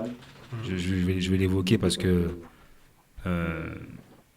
quand c'est lors de l'Aïd, avec les maires de ma circonscription et l'ancien député, le maire et le député passent avant la prière pour dire bonne fête aux concitoyens et fidèles musulmans de la circonscription. Normal et courtois, c'est normal. Normal et courtois. Aujourd'hui, je subis des attaques de militants d'extrême droite qui m'insultent, des menaces de mort, parce que Carlos Bilongo est passé au moment de l'Aïd, dire bonne fête, comme l'a fait de façon républicaine le maire de la commune, l'ancien député aussi l'a fait. On peut même monter, hein. Macron, avec récemment pour les 100 ans de Paris. C'est un républicain de dire bonne fête aux Français. Vous faites partie de là, voilà. On est la République, c'était un message républicain. Et aujourd'hui, je me fais insulter de tous les noms. Mais c'est parce que c'est Carlos. Parce que c'est Carlos. Milongo parce qui que le fait le que maire ça pose problème. de la commune de la même commune était là aussi avec moi. Oui, il ne compte pas. Lui, il n'est pas Il insulté. a la bonne couleur, c'est tout. Mais Carlos Bilongo, là la question. Pourquoi Carlos Bilongo est insulté? Pourquoi Carlos Bilongo c'est un crime? Et pourquoi quand c'est monsieur le maire, ce n'est pas un crime? Je ne pense pas qu'ils aient accepté l'idée que vous soyez député. Mais il faut savoir que c'est la démocratie, il faut savoir que Oui, dans oui, ma tout à fait, circonscription... non, tout à fait. Je suis d'accord avec vous. Quand on se rappelle par exemple de Gaulle qu'on qualifie de grand président, lui aussi il était carrément raciste. Il avait dit, à l'époque de l'Algérie française, il avait dit, il est hors de question que des hommes en burnous siègent dans l'Assemblée nationale. Ça reflète un peu cette idée primaire du racisme, vous voyez? Il n'y a pas sur les amis là. Carlos, petite question avant de te laisser partir, parce que je sais que tu es très sollicité. Je te remercie encore d'être venu ici sur France Maghreb 2. J'espère que tu reviendras nous annoncer des bonnes nouvelles concernant les crânes justement restitués à l'Algérie, et que ce soit définitif et que la totalité des crânes soit restituée. C'est tout le travail qui t'anime. Aujourd'hui, a priori, on parle d'une possible dissolution. Ça serait acté, ça a été invoqué dans le journal du dimanche hier. Reste à savoir quand. Tu es pas plus inquiet que ça? Tu es prêt à repartir en campagne s'il le faut, maintenant, tout de suite? Moi, ça va, je suis pas plus inquiet que ça. Aujourd'hui, ils ont une majorité relative. Ils gouvernent à coup de 49-3. Nous, on répond à coup de motion de censure. Et je pense qu'ils ont une épée de Damoclès sur la tête, parce que si les Républicains posent une motion de censure, il y a un risque de dissolution, bien sûr. Donc aujourd'hui, je ne sais pas à quoi joue le gouvernement. Avec nous en direct sur votre radio France Maghreb 2 dans le LGF avec Aminsa, élu à la Courneuve, avec Gamal Abina, fondateur du MDC, avec Smaïn Tefour, aussi journaliste. Et on remercie encore une fois Carlos d'être venu, Carlos Martin Bilongo, qui va boire un petit café, voilà, rester un petit peu avec nous. Et justement, on va encore parler de cette affaire, si vous le voulez bien, dans la battle, s'il vous plaît. On y va. Vous n'avez pas, M. Mitterrand, le monopole du cœur. Vous ne l'avez pas. Je suis contre la paix. Oui, il y a une fracture sociale forte. Travaillez plus pour gagner plus. Cet adversaire, c'est le monde de la finance. Parce que c'est notre projet! Alors évidemment, on parle de la sanction de ce député RN qui a été prononcé au lendemain de l'incident raciste à l'Assemblée nationale concernant et à l'encontre de Carlos Martin Bilongo. Est-ce que vous trouvez que la sanction est suffisante? Donc on rappelle, c'est 15 jours durant lesquels le député ne pourra pas se rendre physiquement à l'Assemblée nationale. C'est une réduction de salaire durant 2 mois. Ça fait la deuxième fois que ça arrive, que cette sanction, est la plus lourde d'ailleurs, est prononcée à l'encontre de ces députés. Donc on reconnaît quand même un propos raciste pour le coup au travers de cette sanction. Est-ce que vous trouvez que cette sanction est suffisante? C'est la question que l'on vous pose. Vous êtes 71% à dire non. Gamal Abina, est-ce que cette sanction, qui correspond au statut de l'Assemblée nationale, est-ce qu'elle te suffit aujourd'hui? Alors, au regard des lois de l'Assemblée, elle paraît suffisante. Mais elle ne l'est pas, évidemment, parce que les propos racistes tombent sous le coup de la loi, et c'est un propos raciste. Par contre, je tiens à souligner que tous les médias qui ont ergoté pour savoir s'il avait dit « il avait qu'un S » ou sans S, dans les deux cas, c'est raciste. Mais surtout, s'il y a sanction, c'est qu'il y a faute. Et s'il y a faute, c'est que l'Assemblée a considéré que cet homme était un raciste et qu'il mériterait d'être poursuivi. Alors, il ne peut pas être poursuivi, mais en revanche, il sera peut-être poursuivi après son mandat. Ouais. Donc, pour toi, au regard de l'Assemblée nationale, ça te convient? Ah non, ça ne me convient pas. Au regard de l'Assemblée, oui. Dans les faits, pour nous, non, ça ne me convient pas. Oui. Amine. C'est sensiblement la même chose, c'est-à-dire qu'au regard comment dire, des contraintes liées au fait que les députés bénéficient quand même jouissent de l'immunité, notamment et à plus forte raison quand ils sont dans l'hémicycle, quand ils tiennent des propos dans l'hémicycle. Donc ça, c'est la première chose. Mais évidemment, ce qu'il faudrait, c'est que pour un certain nombre de délits comme ceux-là, il faudrait que l'immunité puisse être levée, même en cours de mandat, pour permettre que la justice puisse passer. Parce que qu'est-ce qui se passe sinon? Ce qui va se passer, c'est que, et je l'ai dit tout à l'heure, notamment parfois pour pouvoir juste faire le buzz et exister, vous le savez, je ne sais pas si vous savez, la plupart des députés, ils sont très peu connus. Vous avez essentiellement une cinquantaine, une petite centaine allés dans l'hémicycle qui jouissent d'une certaine notoriété. Et on le voit souvent d'ailleurs quand on est dans les questions au gouvernement, ils viennent tous s'agglutiner derrière celui qui pose la question pour apparaître à l'image, ne serait-ce que quelques minutes, voilà, pour essayer de gagner un peu en notoriété, ce qui est absolument idiot puisque c'est pas pour ça qu'on les désigne en tant que députés. Et donc, ce qu'il faudrait, c'est que l'immunité ne puisse pas servir en tout état de cause. Ce qu'il faudrait, c'est qu'elle soit limitée uniquement à l'exercice de la fonction et non pas dans la liberté de l'expression du député qui, de fait, jouit d'une impunité totale. Mais ça fait... Non, mais c'est quand même... J'aimerais écouter Spine, si tu permets. Non, Christophe, 2 secondes. Ça fait peur. Ça fait peur. Ah, Christophe. C'est ce type-là qui doit voter les lois, je rappelle quand même. Spine, Défaut, est-ce que qu'il les respecte avant de pouvoir cette sanction te convient? Je suis invisible aujourd'hui. Non, mais ça, c'est la force des choses. En fait, oui, pardon, Christophe, tu me posais la question, laquelle, s'il te plaît? Est-ce que la sanction qui a été prononcée à l'encontre du député de Fournas, donc du Rassemblement national, est-ce qu'elle te convient, la sanction à l'Assemblée nationale? Non, franchement. La sanction la plus lourde. Hein. Non, je sais bien, c'est par rapport donc au règlement intérieur de l'Assemblée nationale. Donc ils ont été carrément tapés fort au regard justement de cette réglementation. Mais à mon sens, il faudrait quand même revoir les statuts de l'Assemblée nationale, c'est-à-dire en termes de sanctions. Il faudrait revoir ces sanctions. Pourquoi? Parce que si à l'avenir que des choses, des incidents de la sorte se reproduisaient, on sera carrément dans l'infâme. Pourquoi dans l'infâme? Parce que là, il y a si tu veux, une nouvelle configuration de l'Assemblée nationale. Il y a donc maintenant des élus des minorités françaises, on va dire, d'origine étrangère. Et ma foi, donc, il faudrait donc agir en conséquence et mettre en place un dispositif de sanction qui soit à la hauteur, justement, des défis qui se posent à l'institution qui est l'Assemblée nationale. Très bien, vous êtes 71% à dire non, que cette sanction ne suffit pas au regard de la gravité des choses, évidemment, durant cet incident raciste à l'Assemblée nationale. Voilà, une battle qui n'en est pas une finalement, puisque tout le monde est plus ou moins d'accord. Ça reflète le résultat du sondage. Bah oui, absolument. Autre sujet de discussion qui est très important, messieurs, dames, vous savez que dans un instant, dans 2 jours, pardon, je crois que c'est 2 jours, hein, les élections mi-mandat aux États-Unis. Le 8, c'est demain normalement. C'est demain. Voilà, donc c'est 2 jours. Et on voit évidemment tous ceux qui étaient en meeting, à savoir Barack Obama, Joe Biden qui a retrouvé le chemin. Un peu perdu. Donald Trump qui est toujours là, plus que jamais. Et la question est la suivante. Et là, je m'adresse à Gamal Amina, parce qu'il est très investi sur le sujet. Mais vous pourrez évidemment réagir, Amine et Ismaïl, ne vous inquiétez pas. Je suis investi tout autant, hein, Christophe. Absolument. Tout autant. Est-ce que Gamal, les résultats des élections mi-mandat aux États-Unis, et on peut largement entrevoir une possible victoire des Républicains cette élection mi-mandat, est-ce que ça pourrait changer l'issue de la guerre en Ukraine ?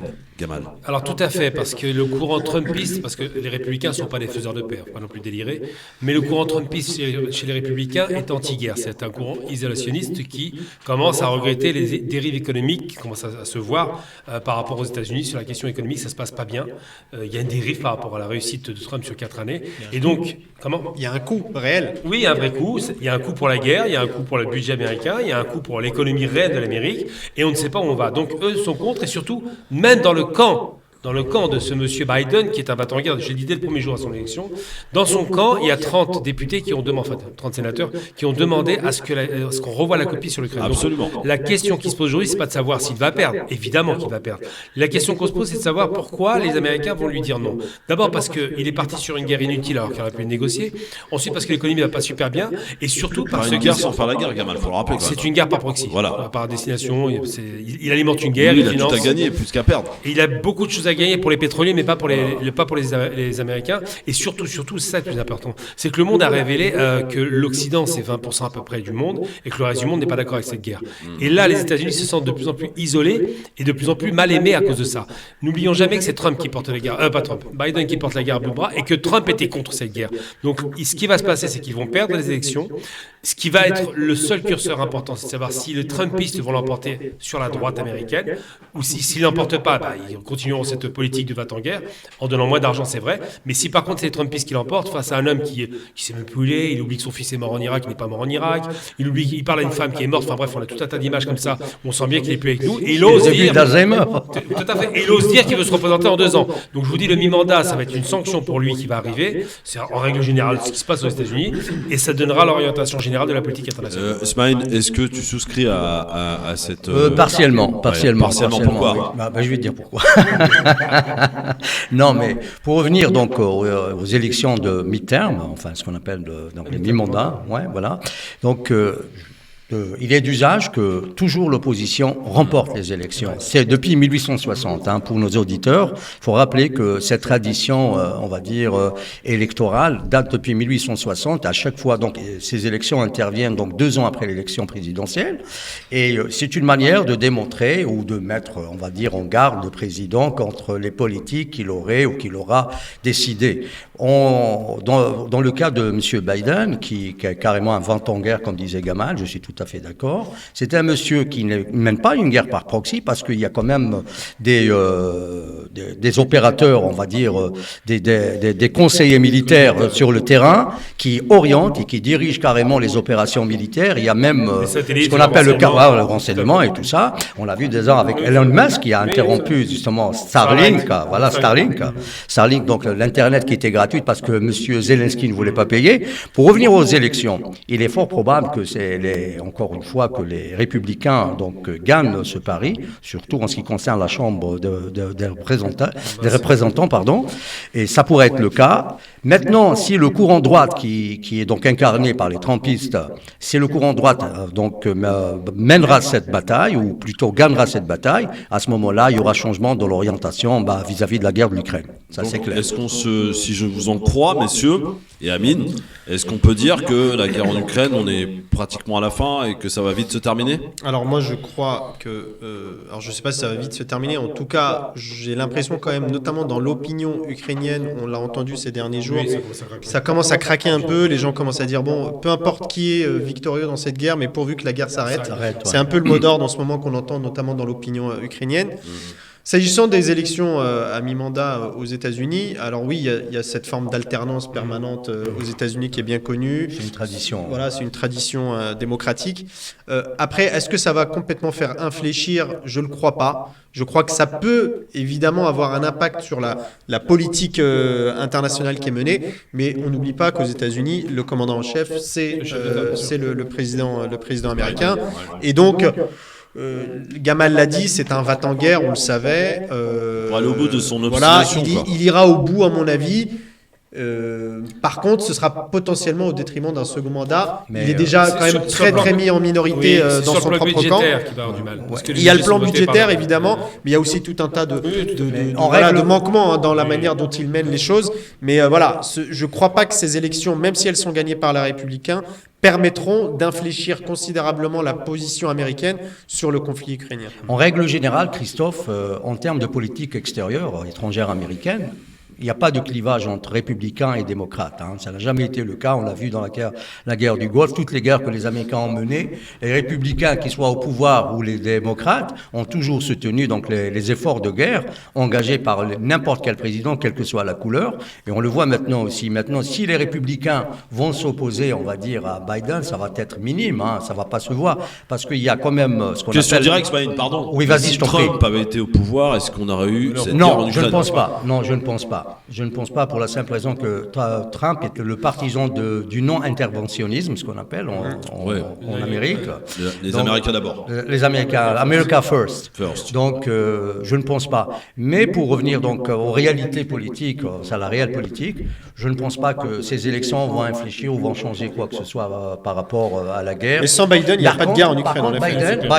Biden est en train de faire un peu, on va dire, du charme à ses électeurs. Il a même donc poussé Zelensky à s'ouvrir à un éventuel dialogue avec la Russie. Oui. C'est quand même un geste électoral, on le comprend très très bien. Une fois les élections passées, il reprendra sa politique extérieure. Donc, il y a une autre chose qui va s'imposer de façon vague. Non mais sur ce que vient de dire Smaïn, c'est très intéressant. Oui, justement. Est-ce que le fait justement qu'il n'y ait pas vraiment de conflit ou de désaccord sur le fait d'une intervention quelconque à l'extérieur des États-Unis, donc finalement, si j'en crois Smaïn, ça va pas changer grand-chose. Si, ça va changer parce que la différence entre l'effet boomerang qui existe aujourd'hui et ce qui n'existait pas en Irak, c'est qu'une guerre en Irak avec la destruction totale du pays, ça ne dérangeait pas l'Amérique.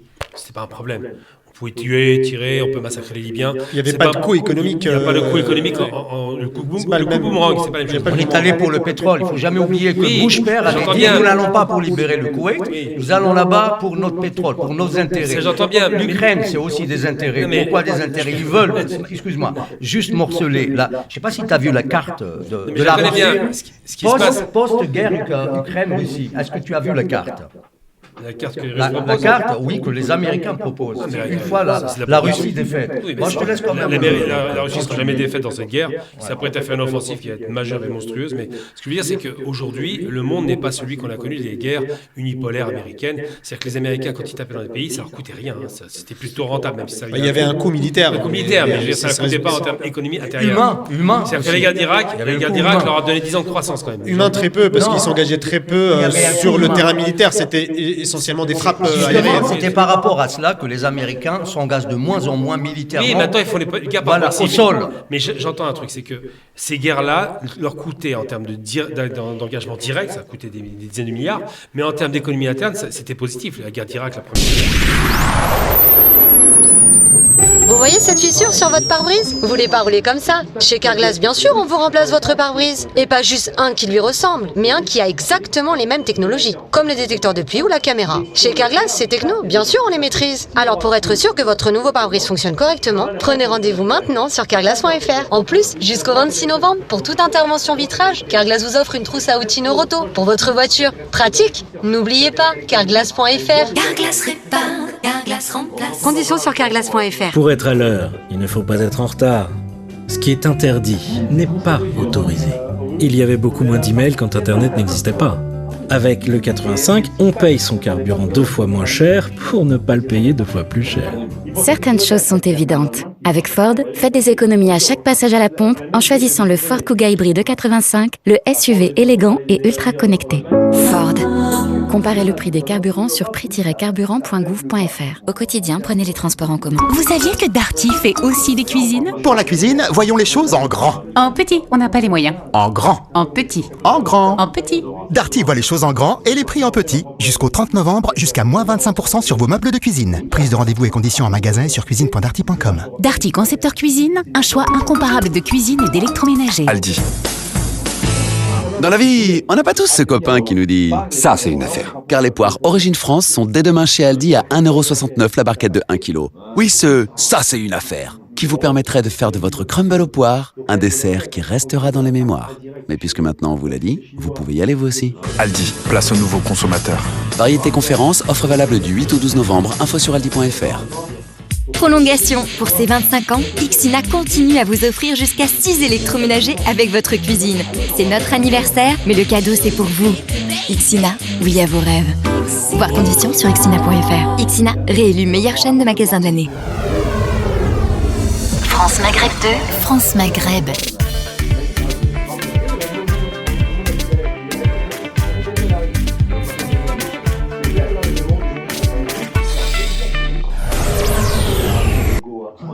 C'est aussi sur le DAB. France Maghreb 2, France Maghreb 2. France Maghreb 2, c'est aussi sur le DAB. La radio numérique. À Avignon et toute sa région. France Maghreb 2, France Maghreb 2.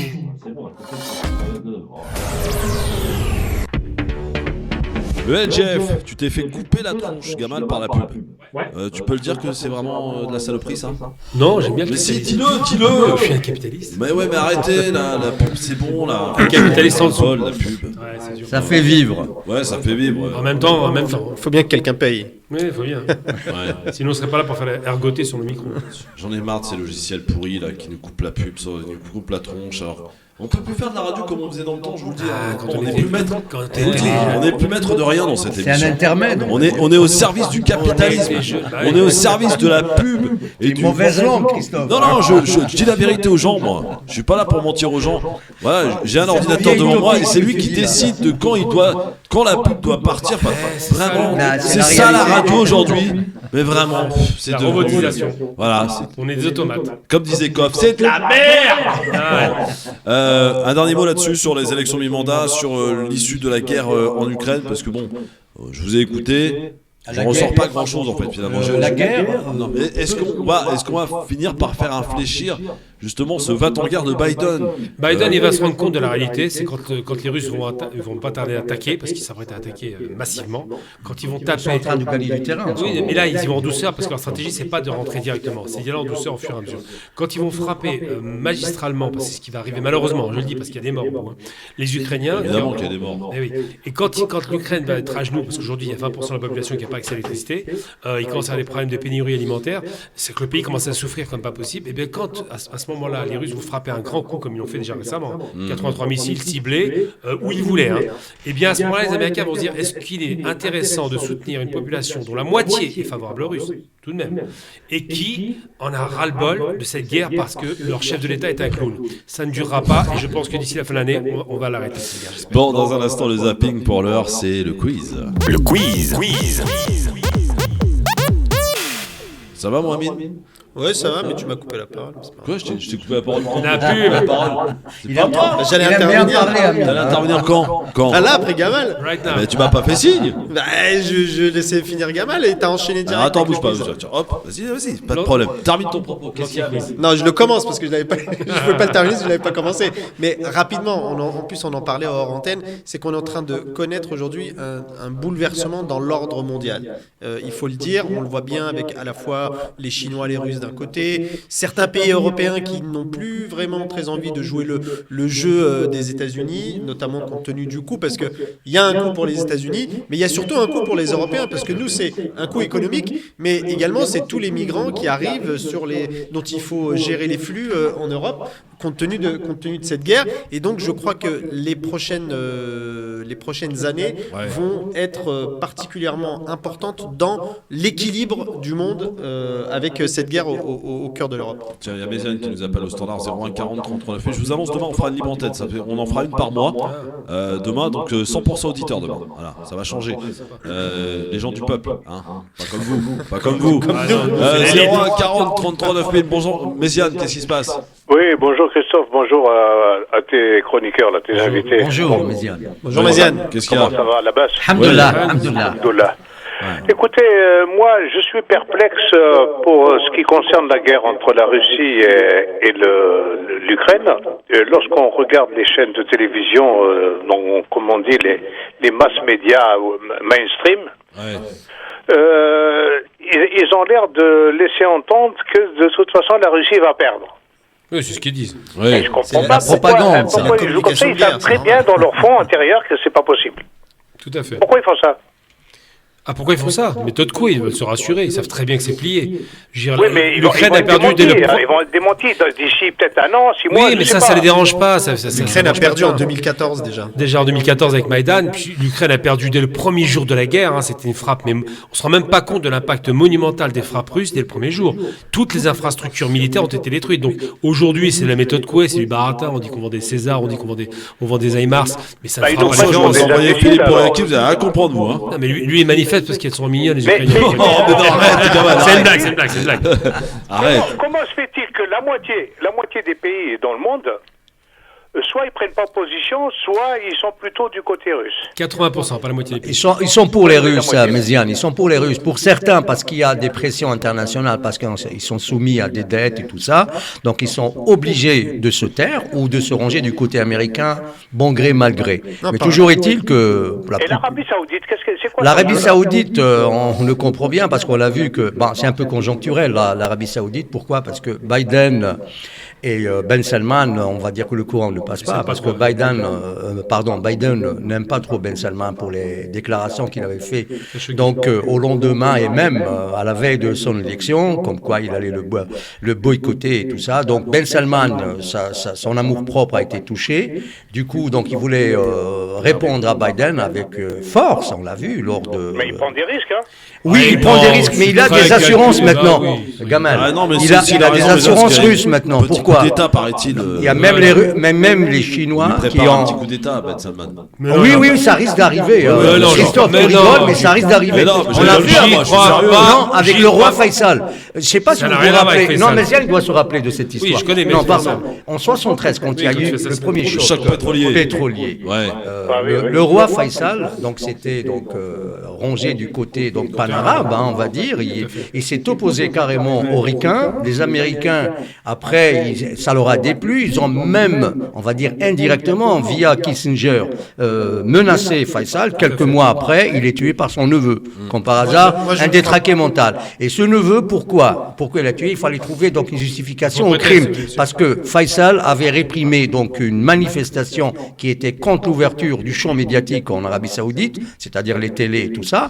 Et donc, un de ses neveux, pas le frère de l'assassin, a été tué lors de cette répression. Et c'est dans ce cadre-là. Oui, pardon. Si vous permettez. Allez-y, monsieur Méziane. L'autre fois, vous avez parlé d'un entraînement de l'armée russe avec l'armée algérienne du côté de Béchar. Absolument, oui. Ça a plutôt été le cas. Commencé ou... C'est en novembre. En novembre, mon ami, en novembre. Par contre, pour répondre à la question, alors moi je suis pas du tout d'accord avec l'idée qu'il y a un risque de coup d'État, pas du tout. Il faut jamais oublier qu'il y a quand même ce qu'on appelle les gros rapports économiques et les intérêts bien compris. Trump a vendu pour 600 milliards d'armements à l'Arabie. Ce contrat est valable. L'Arabie fait une guerre au Yémen, elle a besoin d'argent. Donc les Américains, lorsqu'ils disent à l'Arabie baisser la production de pétrole, c'est une hypocrisie, ça les arrange pas qu'ils baissent, ils préfèrent que le pétrole soit très cher. Comme ça profite aux compagnies américaines et surtout ils vendent toujours leurs armes à l'Arabie. Je vous demande de vous arrêter. Tout à fait. Le capitalisme a encore frappé. Bon, Amine, c'est bon, t'as pu finir de parler? Ah non, deux fois. Quoi, bah ça va, mais arrête. T'es fou, toi. Tu crois que sans parler tu peux t'exprimer comme ça, toi? Christophe, au départ, c'était moi. C'était moi ça va. On respecte ma prise de parole. Oula. Attention ce que tu dis, je sais pas combien de fois tu m'as conseillé. Sur France Pagade 2, c'est bon, je peux faire mon quiz ou il y a encore des réclamations? Vas-y, Christophe. Non, le bureau des plaintes est fermé, je vous le dis. Le quiz. Demain, qu'est-ce qu'on va être tranquille sans chroniqueur? Ah oui. Ah non, il y aura mon ami Ali qui sera avec moi et puis Mam, la belle histoire. Donc il n'y aura pas de chroniqueur. Voilà. C'est une vanne, c'est une vanne. Ouais, attention, toi. Je vais venir faire très bon. Les auditeurs, vous aurez la parole demain. C'est vous qui avez la parole demain. Parce que je veux qu'on fasse au moins une fois par mois. J'ai le droit d'appeler demain, Christophe? Vous pouvez appeler. Je peux appeler ou pas? Vous pouvez appeler. Voilà. Mais les auditeurs, il faut qu'on leur laisse au moins une émission où ils peuvent s'exprimer pendant 2 heures. Voilà, rien que pour eux. 01 40 33 9000 demain. Le peuple a besoin de parler, de s'exprimer. Première question. Selon plusieurs médias, l'Algérie pourrait acheter 12 milliards d'armes à quel pays? La Russie. C'est clair. Un contrat record. Ça va même monter à 22. 12 milliards. Ce qui est déjà énorme. Aux Américains. Ouais. Mais pour faire la guerre à qui? Pour faire la guerre à personne, pour ça. L'Ukraine. Je provoque Gamal. Pour faire la guerre à qui, Gamal? Pourquoi l'Algérie a besoin d'acheter 12 milliards d'armes? Son voisin du Nord. Je peux répondre direct. De l'Ouest. Ils veulent en finir avec les Fennecs. Il y en a marre des Fennecs. On ne peut plus les voir, les Fennecs. On va les éclater, les Fennecs. Tiens, quel député de la France insoumise a finalement rendu son logement social qu'elle occupait, parce que c'est une femme, depuis 19 ans. Elle l'avait obtenu d'ailleurs, sachez-le, moins d'un an. 1250 € sa par demande an. et sans condition de ressources. De qui s'agit-il? De quel député? Garrido? Non. Non, c'est pas Garrido, non. J'ai pas retenu. Tu l'as reçu? Oui, je l'ai reçu ici. Très sympathique. Non, c'est une femme. C'est une femme. Daniel Simonet. Daniel Simonet, bonne réponse. Voilà. Bon, Daniel, pas bien quand même. Hein. On n'avait pas dit celle-là. Le gouvernement britannique a annoncé hier matin que le 8 mai 2023 serait férié. Pourquoi? C'est la mort de la... Non. 8 mai non. Le 8 mai. Oui, 8 mai 2023. Pourquoi ce jour-là sera férié? C'est pas le débarquement. Non. Rien à voir. Juin. Bon, alors. 8 mai, c'est la fête du Slibar. Non, c'est tout. Non, quoique. Je sais plus. Ça sera le couronnement officiel de Charles III. Oui. Incroyable. Qui a été élu ce week-end président du Rassemblement national? Bardella. Oui, et c'est une petite... quand même, une petite actualité, pas démente quand même. C'est costaud. Il n'y a plus le mot Le Pen, il n'y a plus le nom Le Pen. Ouais, en réalité, ça change rien parce que le pouvoir a été transféré au groupe à l'Assemblée et donc c'est toujours Marine Le Pen qui est présidente. C'est le loup du qui groupe. revêt la peau d'une brebis. Et donc, en réalité, le pouvoir, il est toujours détenu par les Le Pen et puis la personne de Marine Le Pen. Et Bardella, qui est fusimidré italien, peut se prévaloir de sa filiation, marié, je crois, avec un membre de la famille Le Pen. Mais surtout, Bardella fait peur parce qu'il a que 27 ans. Il est jeune, qu'il a les crocs, il a le temps, et il a un discours qui est très étudié. Il va pouvoir nous faire du Darmanin qui raconte à tue-tête qu'il est originaire d'Algérie. Mais je le trouve meilleur, enfin au niveau éloquence, meilleur que Darmanin. Non, mais largement. Mais Bardella a tué la nièce de Marine Le Pen qui a trahi Marine Le Pen. Maintenant, c'était elle qui devait être pressentie. Ouais. Bon, dernière question. Un peu cocasse cette question. Un couple a été arrêté, un couple âgé de 63 et 53 ans au Canada pour avoir donné quel type de bonbons durant Halloween? Au shit. Ouais, au cannabis. C'est vrai. T'en as goûté ça? Non, j'ai pas goûté. J'en vends, moi. Moi, je suis négociant à la frontière algérienne. N'embête pas. Non, la frontière Est, c'est ça? Non, Ouest. Après Est. Enfin, l'Ouest, le Grand Ouest, à les États-Unis. Je parle d'Amérique du Sud. Il y a de la provocation, c'est incroyable. Bon, dans le zapping, j'avais prévu de vous faire écouter Macron, on l'écoutera pas, qui reçoit ces questions là pour l'écologie. Je voulais vous faire écouter, on voulait parler aussi de Clémentine Autain, qui était l'invitée de Quelle Époque. Très belle émission. Je tiens à dire que franchement, j'ai kiffé cette émission. Et Léa Salamé, je l'aime beaucoup. Vraiment, je le dis. Alors, de Chavannes, il sert à rien. Mais Léa Salamé, ça s'améliore. Elle prend la bouteille. Franchement, chez Ruquier, c'était. Non, mais c'était pas vraiment le couple. C'est quand même la fille de Gassem Salamé. Ouais, peut-être. Très talentueuse. L'ami de Chirac. Oui, mais ça va. Elle est talentueuse. J'aime beaucoup Léa. C'est quand tu veux, tu viens dans l'émission. Vraiment, je serais content de te recevoir. Et voilà, donc Clémentine Autain, vous savez, on lui pose des questions. Voilà, vous aimeriez poser une question à qui? Vient le tour de Zemmour. Zemmour. Mais en fait, il faut qu'il aille voir un psy. C'est ce qu'elle répond et c'était très marrant. C'est pas mal dit. Voilà. Et puis, c'est la COP 27 en Égypte. Qu'est-ce qu'il faut en attendre? Rien. Ok, on est d'accord. C'est super. C'est la montagne qui accouche d'une souris. On termine sur une bonne note, les amis. C'est formidable. Donc, demain, rendez-vous à partir de 16h. Auditeurs, auditrices, peuple, terrien, terrienne. Vous pourrez vous exprimer demain dans cette émission. Plus que jamais, ce sera la vôtre. Une fois par mois, j'ai décidé comme ça qu'il n'y aurait pas de chroniqueur. Ali et Mam. C'est de la censure. Ali, c'est quand même bon chroniqueur. Ouais. Mam, on parle même pas. Et voilà, des gens qui écoutent plus qu'ils parlent finalement. Ils ont des oreilles, deux oreilles. C'est pour écouter 2 fois plus qu'on ne parle, finalement, c'est bien. C'est les sages. Et c'est les sages, voilà, les sages. Donc Ali et Mam seront là avec moi demain pour vous écouter, pour débattre, échanger entre nous. Qu'est-ce qui vous interpelle? Vous avez des choses à dire, ça sera le moment de nous le dire et d'appeler au 01 40 33 9000. Mercredi, il y aura Audrey Pronosti, Sonia Mebrek et Farid Tamsamani. Et alors là, j'ai un problème, une incertitude sur jeudi, je vous le dis, parce qu'apparemment, la RATP veut nous jouer le coup du 0 métro. Alors, est-ce que ça va marcher? C'est un jeu. Non, ça va des grosses grèves prévues jeudi. Oui, c'est ce qu'ils disent. Veille du 11 novembre. Tu crois pas une Ah oui, en effet. Oui. Donc, on ne sait pas ce qui va se passer jeudi. On va essayer de venir, voilà. Pipo. Et vendredi, c'est férié, parce que vous savez, quand il y a les jours fériés, on est les premiers à les prendre. En ce qui me concerne, en tout cas, je ne serai pas là. Donc vendredi, il n'y a pas mamie alors? Non, bon, il n'y a pas Mamie, sauf s'il veut venir faire ça. Oui, c'est Mamie. En tout cas, moi, je ne serai pas là. Voilà, donc merci à vous trois. Belle émission. On a senti un Carlos qui était content d'être là. Hein, je sais pas si détendu. Il l'a dit de façon claire. Hein. Détendu et très à l'aise. En famille, quoi. Voilà, en famille, c'est clair. Et on l'a senti que le petit séjour en Algérie, parce qu'il a été ce week-end, lui a fait beaucoup de bien. Tout à fait. Absolument. Comme quoi, l'hospitalité algérienne. Ah, oui. Ah, franchement. Et compensatoire. je salue mon ami Ben&Co, le youtubeur, qui est retourné pour sa deuxième fois en Algérie. Il a obtenu d'ailleurs un visa de 90 jours. Et là, il est en train de faire visiter à ceux qui le suivent sur Instagram, Ben&Co, et sur YouTube, Alger. Il nous a fait visiter le port de pêche d'Alger. Formidable. Je confirmerai quand je serai invité. T'as pas invité, c'est chez toi en Algérie.